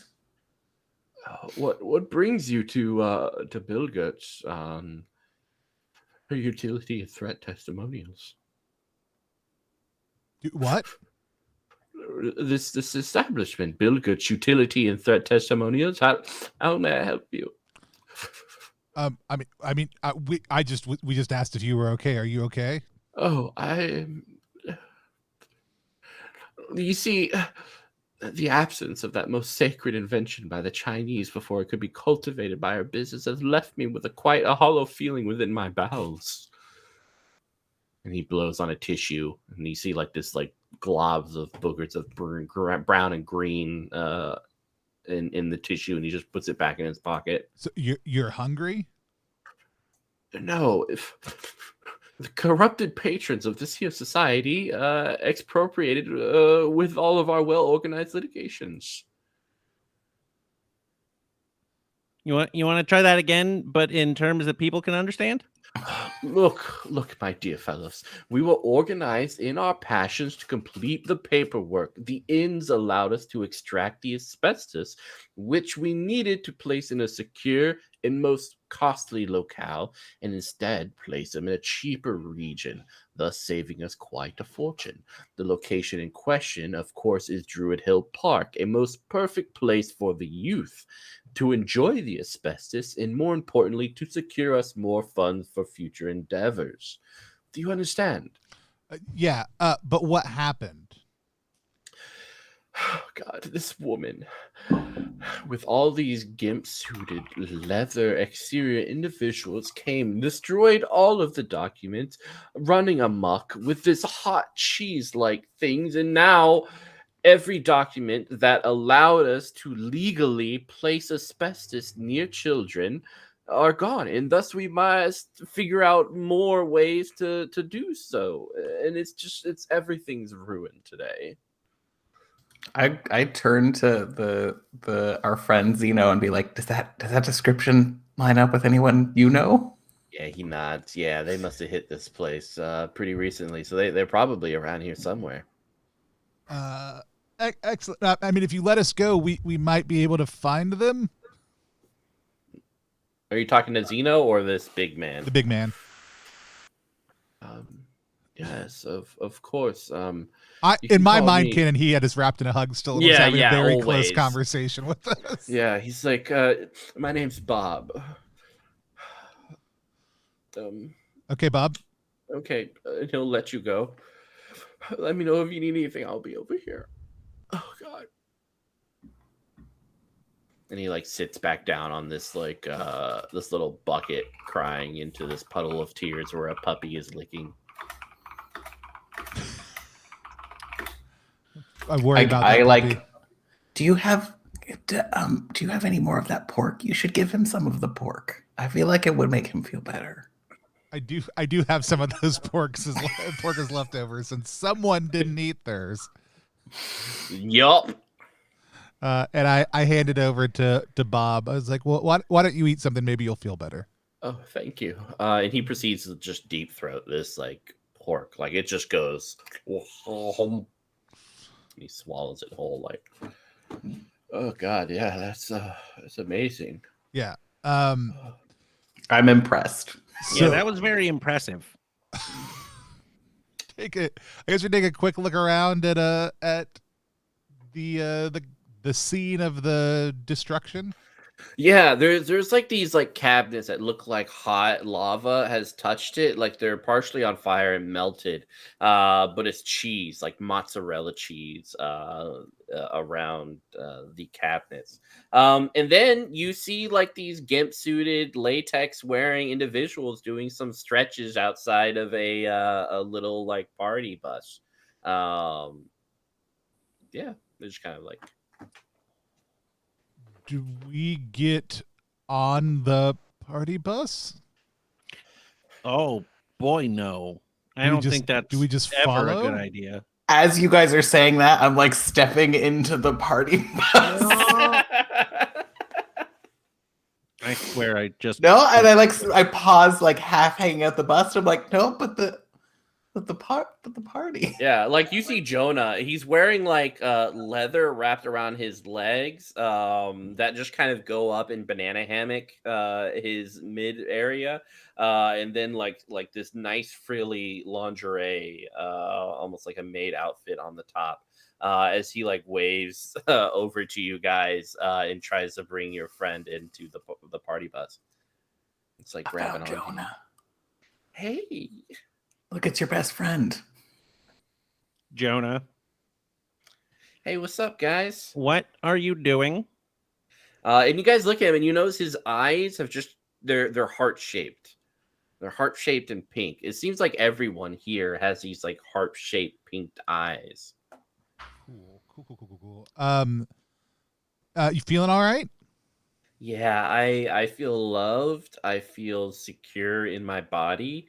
And for the first time in my life, I feel like everything will be okay. Oh. I think, and I thought about whispering this, but I'm just going to say it out loud to everyone here. I think maybe someone needs a little bit of a wake-up call. And by that, I mean, I'm going to punch Jonah in the face and maybe snap him out of what he's in. Yeah, he's like deck him. I like how you're announcing it. Yes, absolutely announcing it, and then just haul that, and with all of the glee and joy that I've ever felt in my life combines into this moment as I just sock him right in the face. All right, go ahead and roll it. All right. You're going to hit him regardless. It's just trying to figure out if you hit him hard I'm just curious if it's instinct or guts at this point in time. Yeah, it's up to you. Or like whichever you think is better. I'm going to pull in instinct, and I'm also going to use, I think, my approach of dark and stormy, being nice, yeah. tempestuous by nature. Just makes sense. So that is a 5. 5. All right. Yeah, you smack him and he goes down. You see one of his heart shapes just like flops out of his eye and onto the ground and like shrivels up like this old Twinkie. And he's like, "Duh, what happened?" And like this old woman who's like pushing 80 with these like happy hand pasties over her nipples like approaches you and it's like, "Why'd you do that?" I mean, there's so many reasons. I don't think we've got time to unpack all of it, but because it needed to happen. I just pull up a picture of of Burger's food space page and show like the cover photo is them staring at the employee of the month wall that's just filled with Jonah pictures Yeah, Jonah. to quickly explain it to the old woman. So we're kind of coming to the time where we cracked a case. So just like Blades in the Dark, where like you go right into the action and stuff like that, we're gonna do the same thing here. Okay. So you guys have kind of interacted with everyone and stuff like that. So you pretty much give me what you think is the main suspect, the main method, and the main motive, and then we're gonna roll dice to figure out like what happens, what position you're in, etc. Cool. So we didn't add anything to the motive section. We're bad at investigating. We've been very terrible investigators, to be clear. Yeah, I mean that's Chew. Chew is about terrible investigators. Yeah. I also feel like there are a couple times where if we had somebody who could eat or drink things and know things, we would have been a lot further along. But we didn't. We didn't have anybody with that ability. Let's see. Anybody got an idea? I mean, we still don't really know why, like, what it is that Zeno said that convinced Jonah. Like, we didn't actually ask Zeno about the conversation they had with we didn't. Jonah at the motel. We got too swayed by Shenanigans. the promise of crime. So I feel like I feel like the conversation invariably, whether it's right or not, should absolutely be motivated by Burger's dislike for Jonah. So Burger, what do we? Because the way it's going to work is we're going to roll to see how accurate we are. So however we theory craft this is totally up to us, and then we're going to roll and see if we were right. The or not. outcome is right completely on what you guys think. So, wait, is this all a ploy for you to just discredit Jonah to get them out of the FDA? Which are you be, secretly the mastermind here? Could be not going to say anything either way, but so I guess I would say, Burger, do you have a reason that you think Jonah has been secretly behind this the entire time?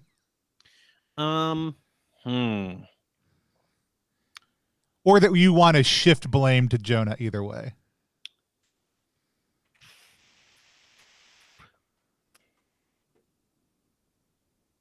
I think maybe. Boy, I really wish I could think of something. All right, I got a pitch. So maybe we think, like, we know that they've been murdering people and destroying documentation, and that it seems like at its core they are chaotic good, not any kind of evil, right? But I wonder if the director is somehow connected to some of these organizations, and that wooing Jonah away was a way to take a stab at weakening the FDA and specifically targeting the director also too. So maybe the pitch is after a while, Derek and the Thirst Traps realize the director is on the take and helping protect these different organizations, and so they kidnapped, or they enticed Jonah over to turn as a double agent, and a conversation he had recently had with the director caused him to realize that was the case and go over to their side. And so it's some sort of revenge against both those corporations, but also the FDA for helping cover up a lot of these crimes. Ooh, I like it. Mhm, All mhm. right. Yeah, I like that. Yeah, so each person rolls a d6, and we're gonna figure out how true this is, or if I get to mess with some of it. I rolled a 6. Ooh. 3. Well, that's good. Last time we did this, we all rolled. Yeah, it was bad. not great. Let me see what my roll is. Six. Oh, we got a 5. Ooh, all right. So it's kind of as you guys are around the GIMP stuff and everything. So we kind of flash forward to the headquarters of the Thirst Traps. It's time. This is the moment. The moment is now. As you guys are in this warehouse filled with GIMP suits, lingerie, images of sexy and a variety of different bodies. You see computers, mozzarella sticks and everything. Annabelle is in a suit, leaning against the desk, folded hands. The gimpy thirst traps are in front of you. Who else would be in lingerie? Would any of you guys be in lingerie? Well, I was gonna say, I feel like because I'm lubed up, if it's the same day, like I'm ready for a suit. Yeah. Like you gotta lube and or like powder yourself up to get Powder into down, those. yeah. So like yeah, like I it's am just, like, prepared. latex.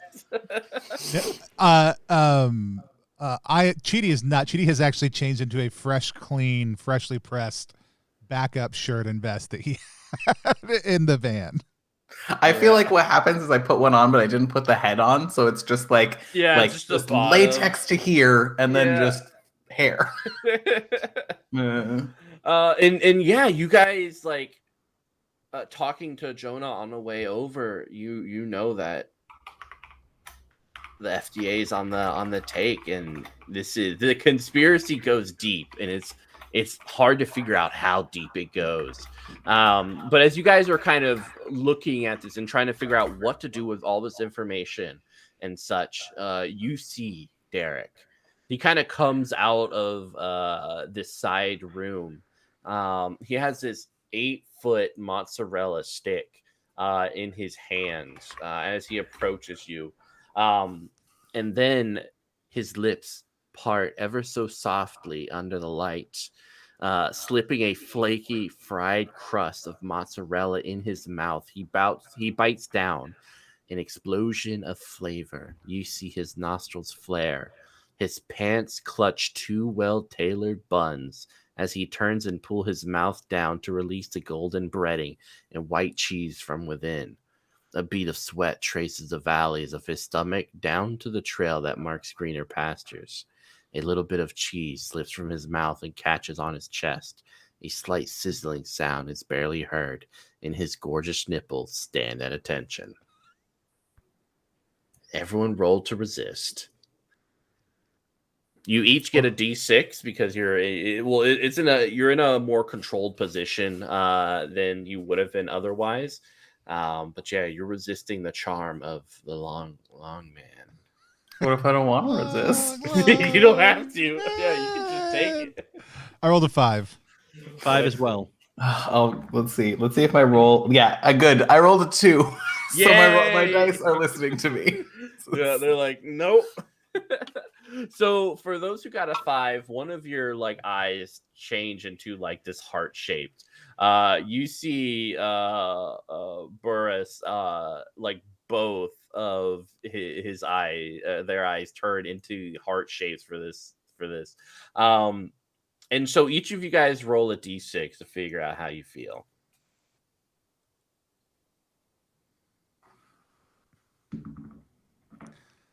I rolled 3. another 2. I rolled a 1. Ooh, all right. So Tony, we'll start with you first.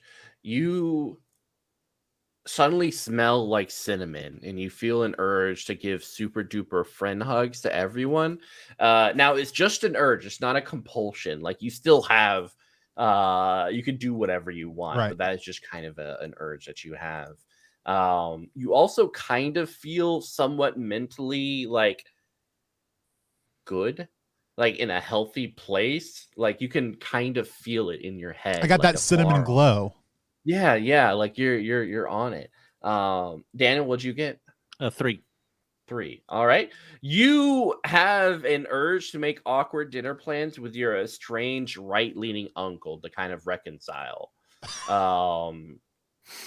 So yeah, he's like just pops in your head like, man, he has some weird views. I should probably talk to him one-on-one. I can fix him. And Max, what'd you get? I got a 2. All right, you are compelled to try to teach your friends bachata. And bachata is a Latin dance where your hips are like right next to each other. Your Perfect. pelvises are working in tandem. It's a very close, sexy dance. But Also, you can see it. my entire figure because I am in latex. Yeah, it's like, is that a cucumber I see? I don't know. Great. One of I am a beefcake, so I do feel like unfortunately for my friends, it might be slightly more appealing than you would wish. It's like, is this gonna awaken things in me? Yeah. Like with that meme. Just great. I'm just gonna keep dancing about. Yeah, and definitely the old lady with the helping hands pasties will dance with you and grind with you. Great, guys, solve the case. I will be over here dancing with this old woman. Awesome. Yes. What do you guys do? I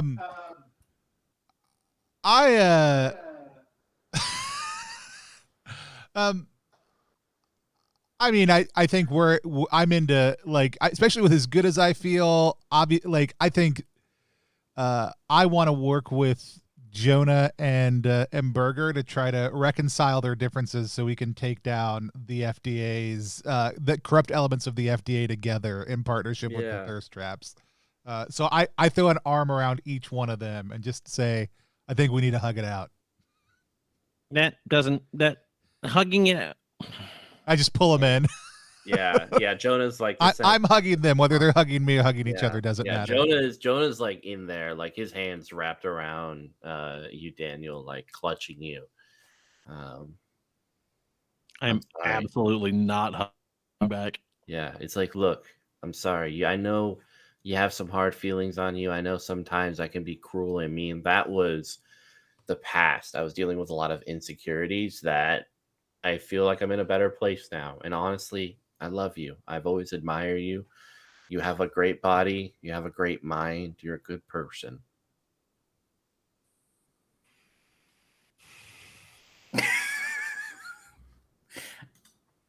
I feel like... That's right. Let it out. I feel okay. I know in conflict resolution, there should be a lot of I feel statements. So I feel like that's the hypnotism talking, and you don't really mean. And I also feel like you're bad at your job, but you keep getting recognition that you don't deserve. So I don't love you. And please let go of me. He'll take a step back. I love this I feels.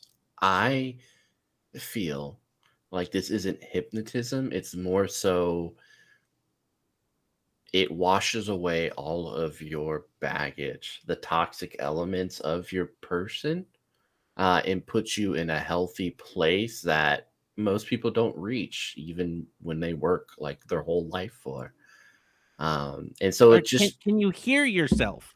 Can you hear yourself? You sound brainwashed. This is not... You're not... Listen. I just... Okay. I want to be here for you. Tell me how I can love you and make this right. That's too powerful a weapon for me to wield. Because I don't think you're in the right state of mind. But maybe I can help with that. I'm gonna sock you in the face again. Okay. Hey, I love you. Go ahead. And just roll, just Another black eye on his face. and I got a 6. Oh God. All right. So I am also for our firemouth person. You can roll to resist our dear Boris. But now's the time. Something desperately wants to leave. And so depending on your role, you might just melt this woman that you're dancing with in a ball or a puke of wasabi and hot sauce. Great. So yeah, go ahead and resist. Roll. I think it's gonna be. I think it has to be a guts resist. Yeah. So I rolled a 6. Ooh, nice. So I can keep dancing. Yeah, so it comes out regardless. You just aim it in a place that doesn't burn the old woman that you're hanging out with. So what do you decide to burn? I mean, I think probably I wanna incorporate it into the dance so I look like I'm having like a majestic fire breathing moment. Oh yeah, like yeah, just like over the heads of the crowd. Yeah, and everyone's like, oh wow. And this like wasabi, like half-eaten wasabi pops out and lands against the wall, like clutching its innards, like, dear God, I was in there for so long. It hurts. Existence is pain. I hate it. Oh God, just kill me already, you sick fuck. Just crying in the corner, and everyone ignores it. It's the wee sushi. But yeah, Jonah falls onto the ground, shakes his head, and looks around like, why the fuck did you? Why did you hit me? Do you know where you are right now? Yeah, I know where I was. I feel horrible. I was in a much better place a couple of minutes ago. God, I feel gross. Ugh. But it wasn't real. Yeah, whatever, nerd. Okay, I'm sorry for helping you. First of all, nerd's over there. Oh, I can't tell you two apart. What? Anyway, I'm sorry for helping you and snapping you out of whatever you were in. Clearly, that was a judgment error on my part. I don't know why I did something good. Oh, well, hey, I mean, I guess that's why you're never employee of the month, because you have such bad judgment. Hey, I have a quick question. When you put shoes on, what do you wear on your feet that go under the shoe? He kind of like raises his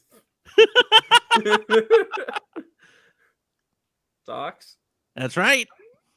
And I'm gonna just sock him in the gut this time.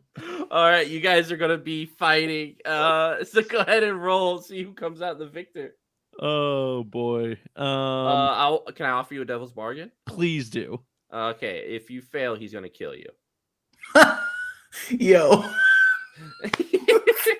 Yes, taken. This is the ultimate face-off. All right. So with fighting rolls, how does that work? It's the same. Like if you're more of an instinctual person, or maybe your guts, you're just like throwing yourself. It really depends on how you could. Sometimes there's even a perk that lets you use charm to use to combat stuff, which is cool. All right. Let's see. No, I don't really have anything that. I mean, it could potentially be training, also training or instinct. Yeah, training, instinct also works. Yeah, it's just kind of like how does your character fight? Yeah, it's I think specifically with Jonah, it's instinct more than training. Yeah. Oh boy. Let's Do you have an approach that helps? I aside from dark and stormy. Have you been getting ready for this moment for The last. Yeah, I'm gonna pull out my prepper here and. Yeah, prepper would work. Yeah, if you've Uh, been thinking about this for a long time. Yeah, fair. You've All been right. studying case files for Jonah. That's a 6. Ooh. Nice. Yeah. So what does this look like? I mean, it like I get a good sock in the gut, and he keels over, and I think we do a little bit of good old fashioned fisticuffs, and do some trading of blows. But I think the final one is one that just like I clock him just right in the jaw, and a couple teeth just pop right out. And he falls to the ground, and I believe is admitting defeat. Oh yeah. He's like knocked the heck out. It's perfect. As that happens. All right, so you guys can take him in if you want. Like, Oh yeah, I am throwing some cuffs on that unconscious body. oh yeah. Because that's Putting him in the back of the van. mm-hmm.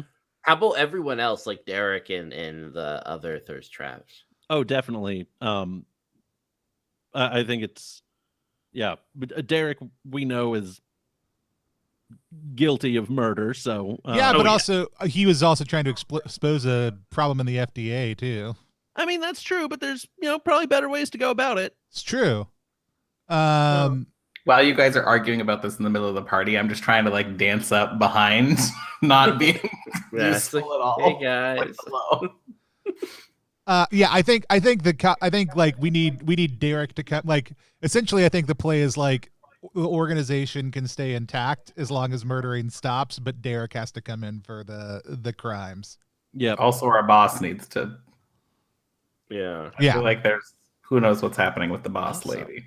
So we're going to fast forward again about a week. You guys brought in Derek as well as Jonah. Jonah and Director Kreese were demoted and put into the traffic division of Baltimore PD. The thirst traps kind of got incorporated into the FDA here in Baltimore as an intern nonprofit, just kind of doing oversight for the Baltimore FDA with our dear Paul as head of that organization. Does that mean I got Employee of the Week? Oh shit. A month, but yes.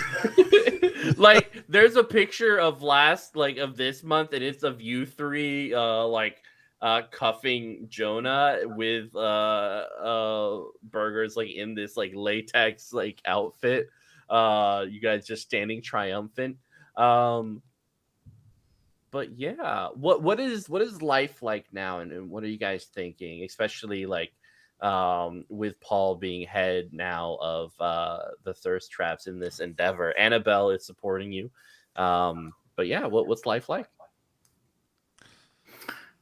Do you mean me, or do you mean Oh Brager? no, yeah, I meant oh gosh, yeah, Burris.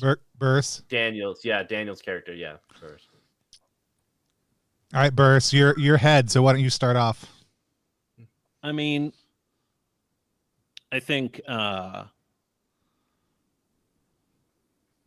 things are not. I mean, they're stricter. There's very close eyes on everything because Burris no longer trusts anyone, and has like weekly, almost like confessional style anonymous meetings where people can share suspicious things, and is really cracking down on, I mean, mostly corruption and trying to make a name for themselves in the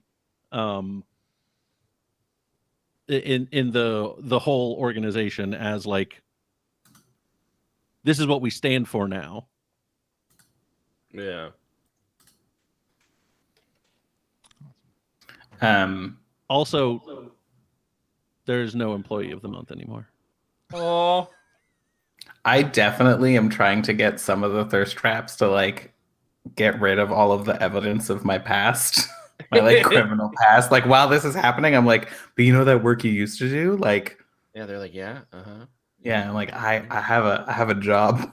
And for sure also drew like a little devil face on top of Burris's like the last employee of the month photo. At some point I went in and vandalized it. Aw, yeah. I think when everybody else switched over to the thirst trap department, like I was like, I couldn't handle the uniform, like, so I stayed in the normal FDA department, but I have now enforced like what I call clean boys fresh press policy. So like everybody is nerded out to the nines who's left at the FDA. There's only like pocket protectors. Yeah, it's only 6 of us. It's all analysts. TI 83s. Yeah, it's all like people who are super nerdy and but was kind of left in charge in order to coordinate with Burris over in the thirst trap department side of things. Oh yeah. So yeah, so for Paul, you discover that Annabelle is the one who her special food power is when she eats mozzarella, she can like shoot out this hot mozzarella, and it will erase all related information, whatever it burns.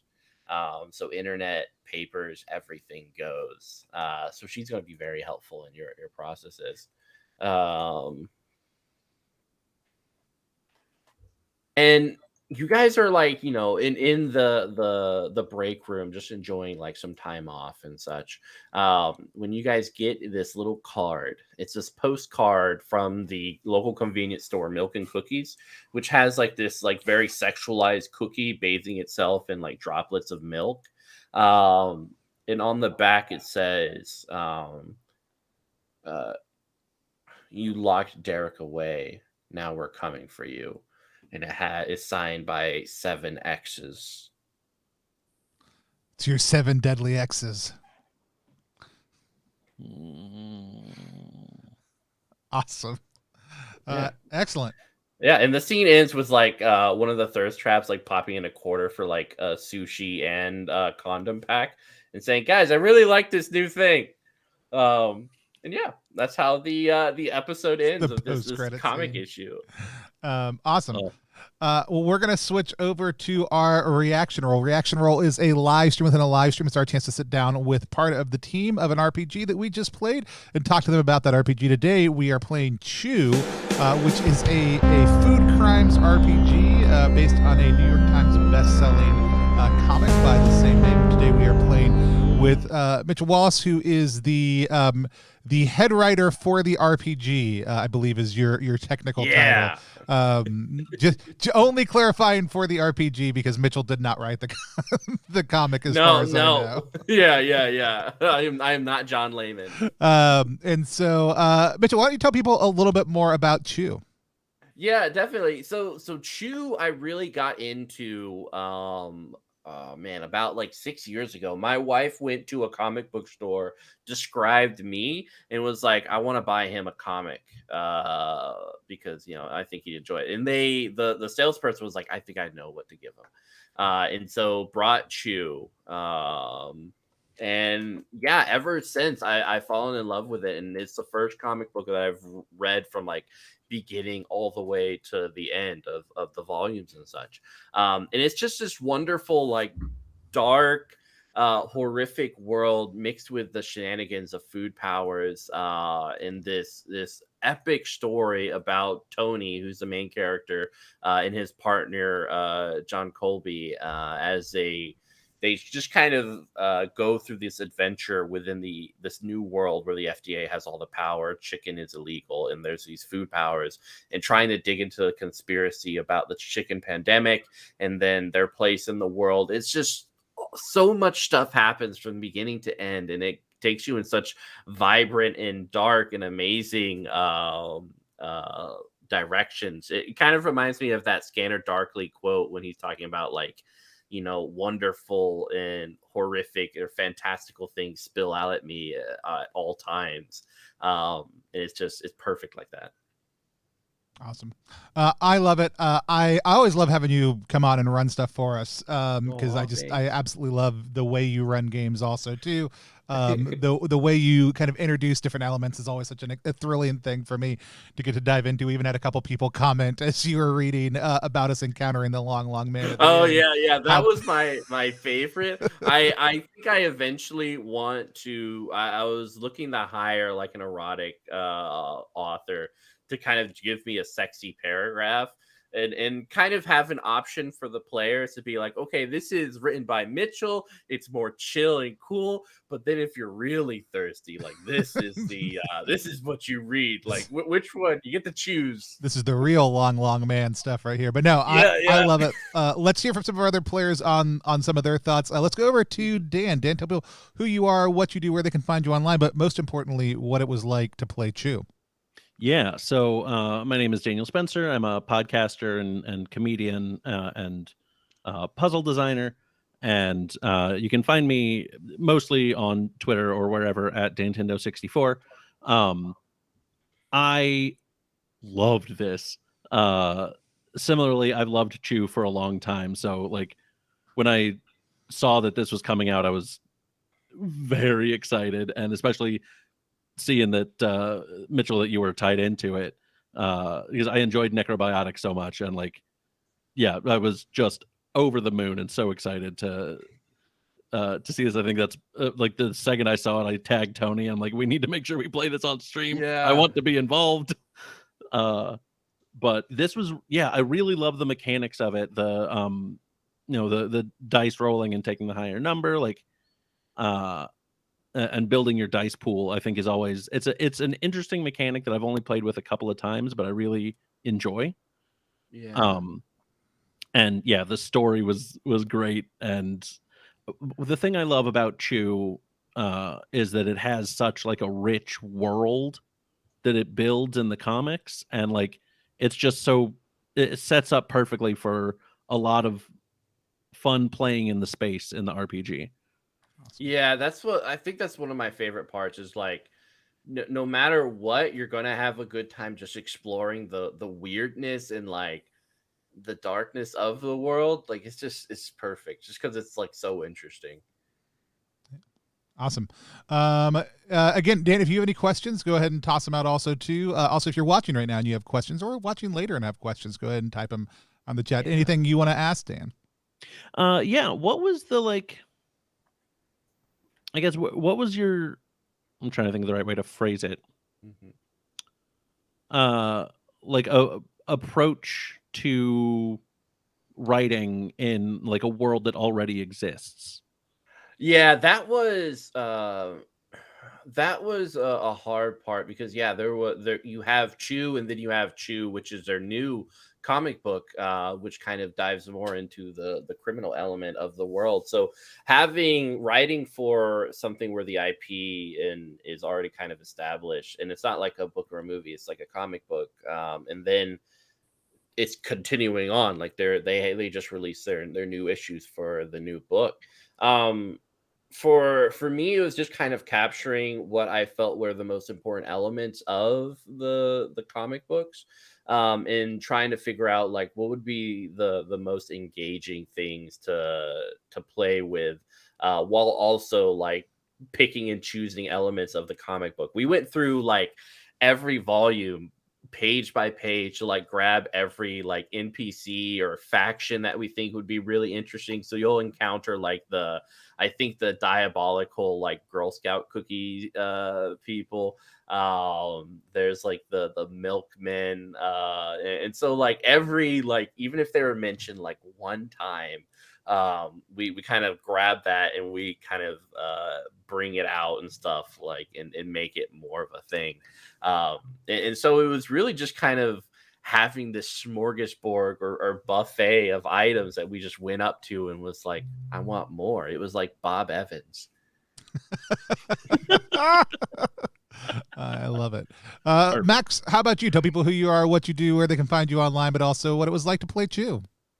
Yeah, I'm Max. I'm a game designer and artist, and a thing that I think possibly RPG folk don't know about me is that before I got into designing games, I was a pornographer. Yeah. In particular, like only ever worked in like the feminist pornography community, but and so there is a lot of.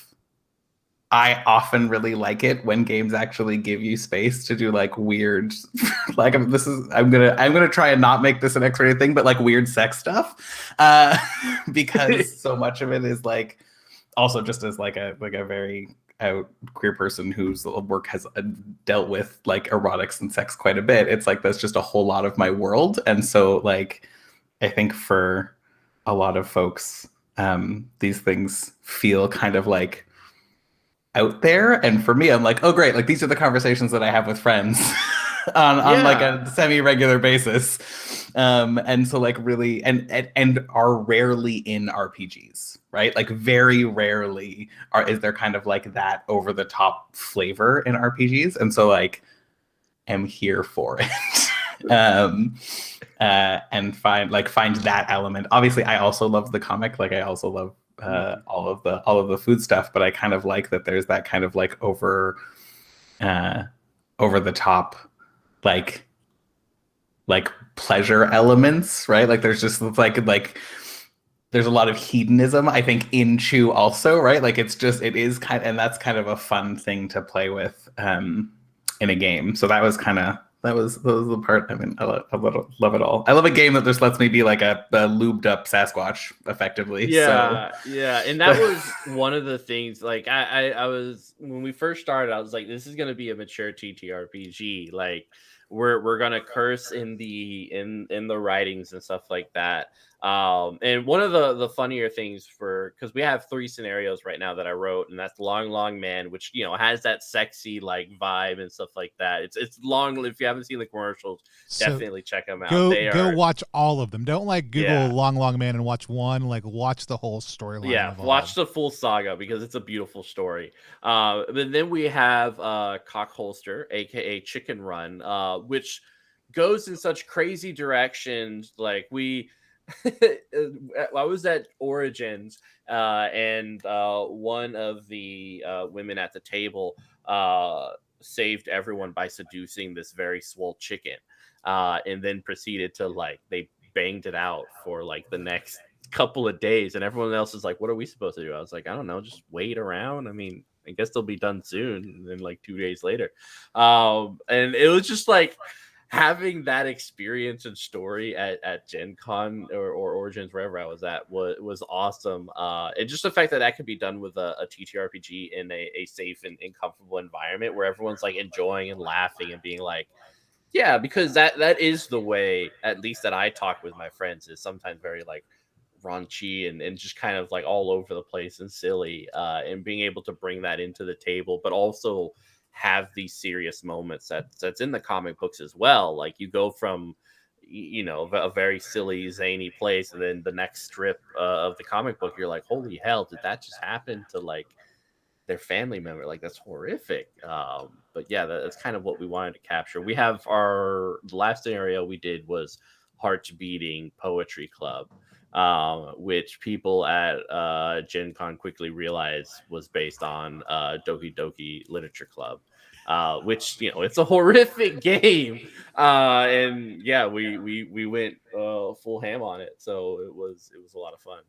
Awesome. So yeah, I agree. I love those types of TTRPGs. Yeah. I love watching how y'all have just kind of weaved the themes of Chew into a game that then says, hey, how do you take those themes and build on them without a specific, like, hey, like here's what you have to do, right? But saying like, here's all the things in the book. We've created this great foundation for you to be able to build up. Because I think, you know, we watched it, I think, with Avatar, people like were asking the question, like, how do we play in this space and where do we play in this space, right? Yeah. Like, you know, if it, because what everybody's canon they're used to is it revolves around a main character. And then what do you do when that's not the case? I think what you always have to do in those situations is create that foundation, that bedrock, and then say, take your canon wherever you want to based on those themes. And I love the way y'all have explored that in the system. Max, any questions that you had that you wanted to ask Mitch? No, I'm thinking about it. I actually had a similar question to Dan, so my goodness. That's great. Curse you, Dan. Yeah, I always love how people see like adapt the Forts in the Dark system to their setting, right? It is like Dan mentioned, a great dice pool setting that kind of really cleans up a lot of things. I always feel like it's actually easier to run Forged in the Dark games than it is to run Blades in the Dark games. Like the positioning and things oftentimes narratively make more sense in the context. And I love the way that you were very comfortable kind of narrating through a lot of that. I think we talked about this a little bit after you and I got to play just like an offline game. But how do like, you know, in Blades there's crews, I know there's factions in this, like what are some of the things that y'all have done uniquely with the Forged in the Dark system, or ways you've adapted it to the setting specifically? Because the core mechanics, the dice pool building, the roll numbers, all those things are the same, but you're always pulling pieces out, sticking pieces in. Tell me a little bit about some of the changes y'all have made. Yeah, like one of my favorite aspects of it, and I guess it kind of goes with the theme of Forged in the Dark, was being more loose, because we didn't want this to be a gumshoe game. We didn't want the focus to be on the investigation or the mystery. We wanted the focus to be on the shenanigans along the way. And like, you know, if you get it right, sure, cool. If you get it wrong, who cares? It's a job, right? You don't give 100% most jobs. Why would you as an FDA agent? It just doesn't make sense, you know. Just chill and wing it. And I also like bringing into that mechanic of you guys get to define like the ending and what actually happens. This was the first time that, like, you know, the FDA was overthrown in Baltimore, and like, you know, just this kind of accountability has ever happened in this game, this scenario before. So it was really cool seeing how that all played out. And, you know, Justin Ford was our head designer, and he did a lot of like Blades in the Dark hacks and stuff. And he's just brought some really cool, like, I love the perks that he brings in, which kind of change the rules and stuff. There's one that the hotshot has, which just lets him have something explode. For no reason, and it's always fun trying to figure out how that works within the story. I'm like, all right, what's gonna explode? I don't know, but it's fun. But yeah, I think bringing in that mechanic where the players, and really it's a less prep work for the GM, because you just have to throw all these weird stuff together and watch the players build this conspiracy. And that kind of works with the conspiracy board too. And so you just get to watch them create the story and create the ending. So I think that's probably my favorite element of kind of this new thing, which kind of brings, I think In Between did it as well. And that was kind of part of the inspiration for that aspect of the rule set. I have another question that's way more specific about the blending of things. So chogs in the narrative are they're like a hybrid of chicken and frogs. Yeah, they're these things. But like as a character, you can be a chog, but oftentimes they're written as like full characters. So are there chogs or people who are, is that like a catch-all for anybody who's got some just animal/plant DNA in their body also? It'll be kind of a combination. You could actually play a chog, just play a freaking cute chog, or like someone spliced in it. And like we're gonna have quirks that are from. We have like every quirk from the book. But then we're gonna create like our own quirks and like encourage people to create their own too. So it's just kind of like so much stuff. Like I think my favorite food power, which I have on the Kickstarter, was the more eggs I eat, the more I look like Danny DeVito. And that was my food power, and that's what I'm gonna put in the book. Just be like, I want to see someone use that to great effect. Like that's gonna be awesome. But yeah, we're because there's cyborgs, there's like cybernetic animal side companions and stuff. So like quirks can be so much, and like we definitely encourage people to just make up their own stuff. I want to see somebody full on twins that ability where they play a character who maybe is like the wrong that looks like Arnold Schwarzenegger, but then eats enough eggs that they end up looking like Danny DeVito. That's Danny DeVito. No, that's awesome. I had played a Chog character in that game, and I think I was like part bear, but I was like, I don't know exactly what this signifies, but that's okay because I played enough games to just be like, when bear stuff comes up, that matters. And so when you want to be a sexy Chog. Be a sexy Chog. No, like I said, I've had an absolute blast kind of diving into it, and had I got the first book and have some of the other ones on play. I'm super excited about the new comics, super excited about the Kickstarter campaign. Want to encourage people to go over to ttrpg.link/chewgame to check it out, or just search it over on Kickstarter anytime during the campaign, which has another 20 days left to go on it. You're about $35,000, a little bit under right now, and have some really cool stuff in the works. But the art is all amazing. The setting is phenomenal, and I love the way that y'all took this system and kind of just built on top of it consistently. What thing? Because y'all have some really amazing backer levels. We talked a little bit about the cork board insert and some other stuff you can get. What's the non-gamey or even gamey add-on that's not one of the core books that you are most excited about? So the ones I'm most excited about was there was an art piece where you get to put yourself or put like someone that you want getting their ass kicked by Poyo. So Rob Guillory is going to do the art for that, just like Poyo kicking your asses. And then the new one we have is the the NASA like psychedelic drug trip scene. But you can put yourself or whoever you want into that scene. So we have a couple of pledges where you get just to be a part of that, like, riding a moose naked with someone else at this like NASA facility. So it's kind of like I love those pledges where you get to put yourself in those amazing, memorable scenes of the comic book and be like, yeah, that's what I would be doing. I'd totally be riding a moose if I had like so much money, it had nothing to do with it or couldn't figure out something to do with it. And so those are definitely my favorite pledge levels. Awesome. And y'all are rolling up on that last stretch goal, like we said, right under $35,000, which would be roll 20 character sheets if you're playing it online, which I actually have found Forged in the Dark games having an online option is incredibly helpful. So, and just like I said, we said before we went live, absolutely phenomenal team and some amazing contributing writers also too, who I absolutely adore. So like I said, if you haven't gone to check it out yet, please go check out the Kickstarter that's live right now. If you want to check out more that we're doing, we've got a couple of streams coming up next week, a few interviews, a couple of other games. We are going to be doing a little bit less streams over the next couple months because I am part of a vast grim campaign. It's an ongoing campaign that we're doing it with the folks over at Infinite Black on their channel for the next few Wednesdays. But we've got some more spooky streams coming up later in the month with Amanda Lee Frank, with Low Country Crawl, with the folks from Technical Grimoire, which I'm super excited about. If you haven't checked out, please go check that out. And we're trying to set up a stream of Campfire and then Autumn Triduum at the very beginning of November. So lots of great streams. If you haven't yet, please hit follow here on Twitch or subscribe over on YouTube to stay up to date whenever we go live.